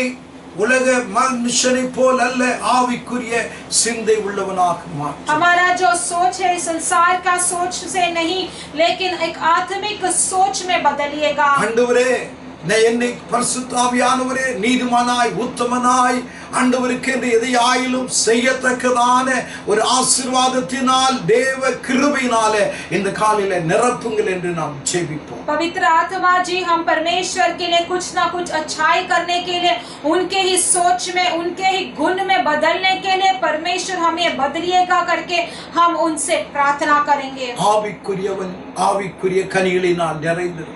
आत्मिक व्यक्ति जो है आत्मिक फलों से भरपूर होता है। ஆவிக்குரியவன் உலக மனுஷனை போல மாம்சத்துக்குரியவனை போல பொறாமை எரிச்சல் உள்ளவனாய் காணப்பட மாட்டான். அவன் அழைக்கப்பட்ட அழைப்பை அறிந்து அதிலே நிலைத்திருப்பான். एक आत्मिक जनता, एक आत्मिक व्यक्ति जो है वो दूसरी गलतियां में नहीं, सोच में नहीं रहता है, लेकिन वो जलन या खुशी में भी नहीं रहता, वो एक अच्छे भलाई का सोच में रहता है। என்னை இந்த காரியத்திற்காக இப்படியாக அழைத்திருக்கிறார், ஆகையால் நான் பொறாமைப்பட எனக்கு தேவையே இல்லை. परमेश्वर ने मुझे इतने अच्छाइयों में मुझे बुलाया है, तो उसके लिए मुझे जलन या झगड़ा करने की जरूरत नहीं है। ஆவிக்குரியவன் சாந்தமுள்ள ஆவி உள்ளவனாய் மற்றவனை சீர் பொருந்த பண்ணுவான். एक आत्मिक व्यक्ति जो है वो शांति से दूसरों की गलतियां को सीधा करता है। ஆவிக்குரியவன் ஆவிக்குரிய சிந்தனை உள்ளவனாய் காணப்படுவான். और एक आत्मिक व्यक्ति जो है एक आत्मिक सोच में भरा हुआ रहता है। ஆவிக்குரியவன் உன்னத ஆசீர்வாதத்தினால் ஆசீர்வதிக்கப்படுவான். आत्मिक व्यक्ति जो है एक स्वर्ग के आशीर्वाद से भरपूर होता है। ஆண்டவரே, என்னையும் ஆசீர்வதிங்க. परमेश्वर, हमें भी आप आशीष எல்லாரும் வாயை कीजिए। திறந்து ஆண்டவரை நோக்கி நம்ம ஜெபிப்போம். हम सभी मुंह खोलकर प्रार्थना ஒருவர் करेंगे। அமைதியா இருக்க வேண்டாம். कोई भी चुप नहीं रहेगा। ஆண்டவரே, நான் மாம்சத்துக்குரியவனாய் என்னை நான் ஏமாற்றிக் கொண்டு சபைக்குள் இருக்க கூடாது. परमेश्वर, में शारीरिक रूप में हमें मेरे अपने आप को मैं गलती साबित करके इस कलिशा में नहीं बैठना चाहिए। சரீரத்தை குறித்து நான் கவலைப்படுகிறவனாய் இல்லாமல் मेरे बारे में, मेरे शरीर के बारे में என்னுடைய फिक्र नहीं சிந்தை करना எல்லாம் चाहिए। ஆவிக்குரிய சிந்தையாய் காணப்படும். मेरे सारे सोच में आत्मिक सोच में बदलिएगा। ஜெபிக்கணுமே, பைபிள் வாசிக்கணுமே, प्रार्थना करना है, மற்றவர்களுக்கு நான் உதவி செய்யணுமே, दूसरों को सहायता என் करना இயேசுவை है, மற்றவர்களுக்கு நான் காண்பிக்கணுமே. मेरे यीशु को दूसरों को दिखाना है। அப்படிப்பட்டதான ஒரு சிந்தை கர்த்தாவே எங்களுக்கு தாரும் என்று கேட்போம். ऐसा एक सोच परमेश्वर हमारे अंदर दीजिए करके हम உலக சிந்தை पूछेंगे। எல்லாம் அமிதமாய் நம்மை விட்டு மாறட்டும். संसारिक सोच सभी हमें से बदलना चाहिए। ஓ கர்த்தர் அப்படிப்பட்டவனை தான் ஸ்தோத்திர ஆவிக்குரியவனை தான் எடுத்துக்கொள்ள சீக்கிரம் வரப்போகிறார். परमेश्वर ऐसे ही आत्मिक लोगों को परमेश्वर से शीघ्र से आगमन होकर हमें சரீரம் தான் மீட்கப்படும். उन्हीं की शरीर का मुक्ति वो पाएंगे। கர்த்தாவே, மீட்கப்படுகிற சரீரத்தை ஆண்டவரே உடையவர்களாய் மாற்றுங்க. परमेश्वर ऐसे ही मुक्ति पाया उस शरीर में बदलिएगा। ஆவிக்குரிய சரீரம் உள்ளவர்களாய் எங்களை மாற்றுங்கப்பா. आत्मिक शरीर में हमें बदलिएगा। நாம் ஜெபிப்போம். हम सभी प्रार्थना करेंगे। அன்பினேச பிதாவே, உமக்கு நாங்கள் நன்றி சொல்றோம். हमारे प्रिय अच्छे पिता, हम आपको धन्यवाद देते உம்முடைய हैं। வார்த்தைகளை கேட்ட நம்முடைய பிள்ளைகள் ஒருவருக்காய் ஸ்தோத்திரம். अब तक आपके वचन सुनने वाले हर एक बच्चों के लिए धन्यवाद ஆண்டவரே, देते இந்த हैं। கேட்ட வார்த்தைகள் வீணாகாதபடி ஆவியானவர் ஆசீர்வதிப்பார். परमेश्वर, जो सुना हुआ वचन संदेश परमेश्वर वो व्यर्थ नहीं जाना चाहिए और आशीर्वादित होना चाहिए। ஆண்டவரே, இதனுடைய காரியங்களை உம்முடைய பிள்ளைகளுக்கு விளக்கி காண்பித்து ஆவிக்குரிய பிள்ளைகளாக தேவன் மாற்றுவீராக।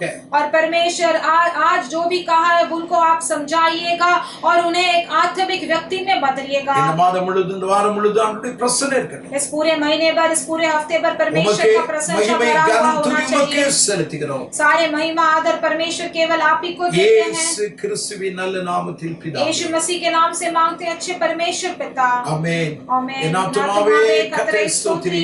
என் மூலமே அவர் பரிசுத்த நாமத்தை ஸ்தோத்திரி. என் ஆத்துமாவே கர்த்தரை ஸ்தோத்திரி. அவர் கர்த்தர் செய்த சகல உபகாரங்களை மறவாதே. ஆமென். நம்முடைய கர்த்தராயிருக்கிற இயேசு கிறிஸ்துவின் கிருபையும் பிதாவாகிய தேவனுடைய அன்பும் பரிசுத்த ஆவியானுடைய ஐக்கியம் சமாதானம் வசனத்தை கேட்ட ஒவ்வொரு கர்த்தருடைய பிள்ளைகளோடும் குடும்பத்தோடும் இருப்பதாக. ஆமென். ஆமென். ஆமென். எல்லாருக்கும் இயேசு நாமத்தில் வாழ்த்துக்கள். आप सभी को यीशु मसीह के नाम से हम बधाई देते हैं. வெள்ளிக்கிழமை காலையில் 8 மணிக்கு செய்தி வரும். और शुक्रवार सुबह 8 बजे को संदेश आ जाएगा. ஞாயிற்றுக்கிழமை காலையில் 8 மணிக்கு வரும். और रविवार के दिन भी सुबह 8 बजे को संदेश आराधना आ जाएगा. प्रयास எடுத்து நாங்கள் செய்கிறோம். प्रयास लेकर हम कर रहे हैं. மற்றவர்களுக்கு நீங்கள் அறிமுகம் செய்யுங்கள். दूसरों को भी आप शुरुआत कर दीजिएगा. மற்றவர்களுக்கு அதை நீங்க காண்பியுங்க. दूसरों को भी आप बताइएगा. இன்னும் அதிகமாக எங்களுக்காக ஜெபியுங்க. और अधिक हमारे लिए भी प्रार्थना कीजिए. உங்கள் ஒவ்வொருவருக்காக ஒவ்வொரு நாளும் நாங்கள் ஜெபிக்கிறோம். आप सभी के लिए हम हर एक दिन हम प्रार्थना करते ஏதாவது हैं. பிரேயர் ரிக்வெஸ்ட் இருக்கும் என்றால் ஃபோன் பண்ணி எனக்கு தெரிவிங்க. कोई भी प्रेयर रिक्वेस्ट होगा तो हमें फोन करके बताइएगा. கர்த்தர் நம்மை ஆசீர்வதிப்பார். परमेश्वर हमें आशीष करे. ஆமென். आमीन.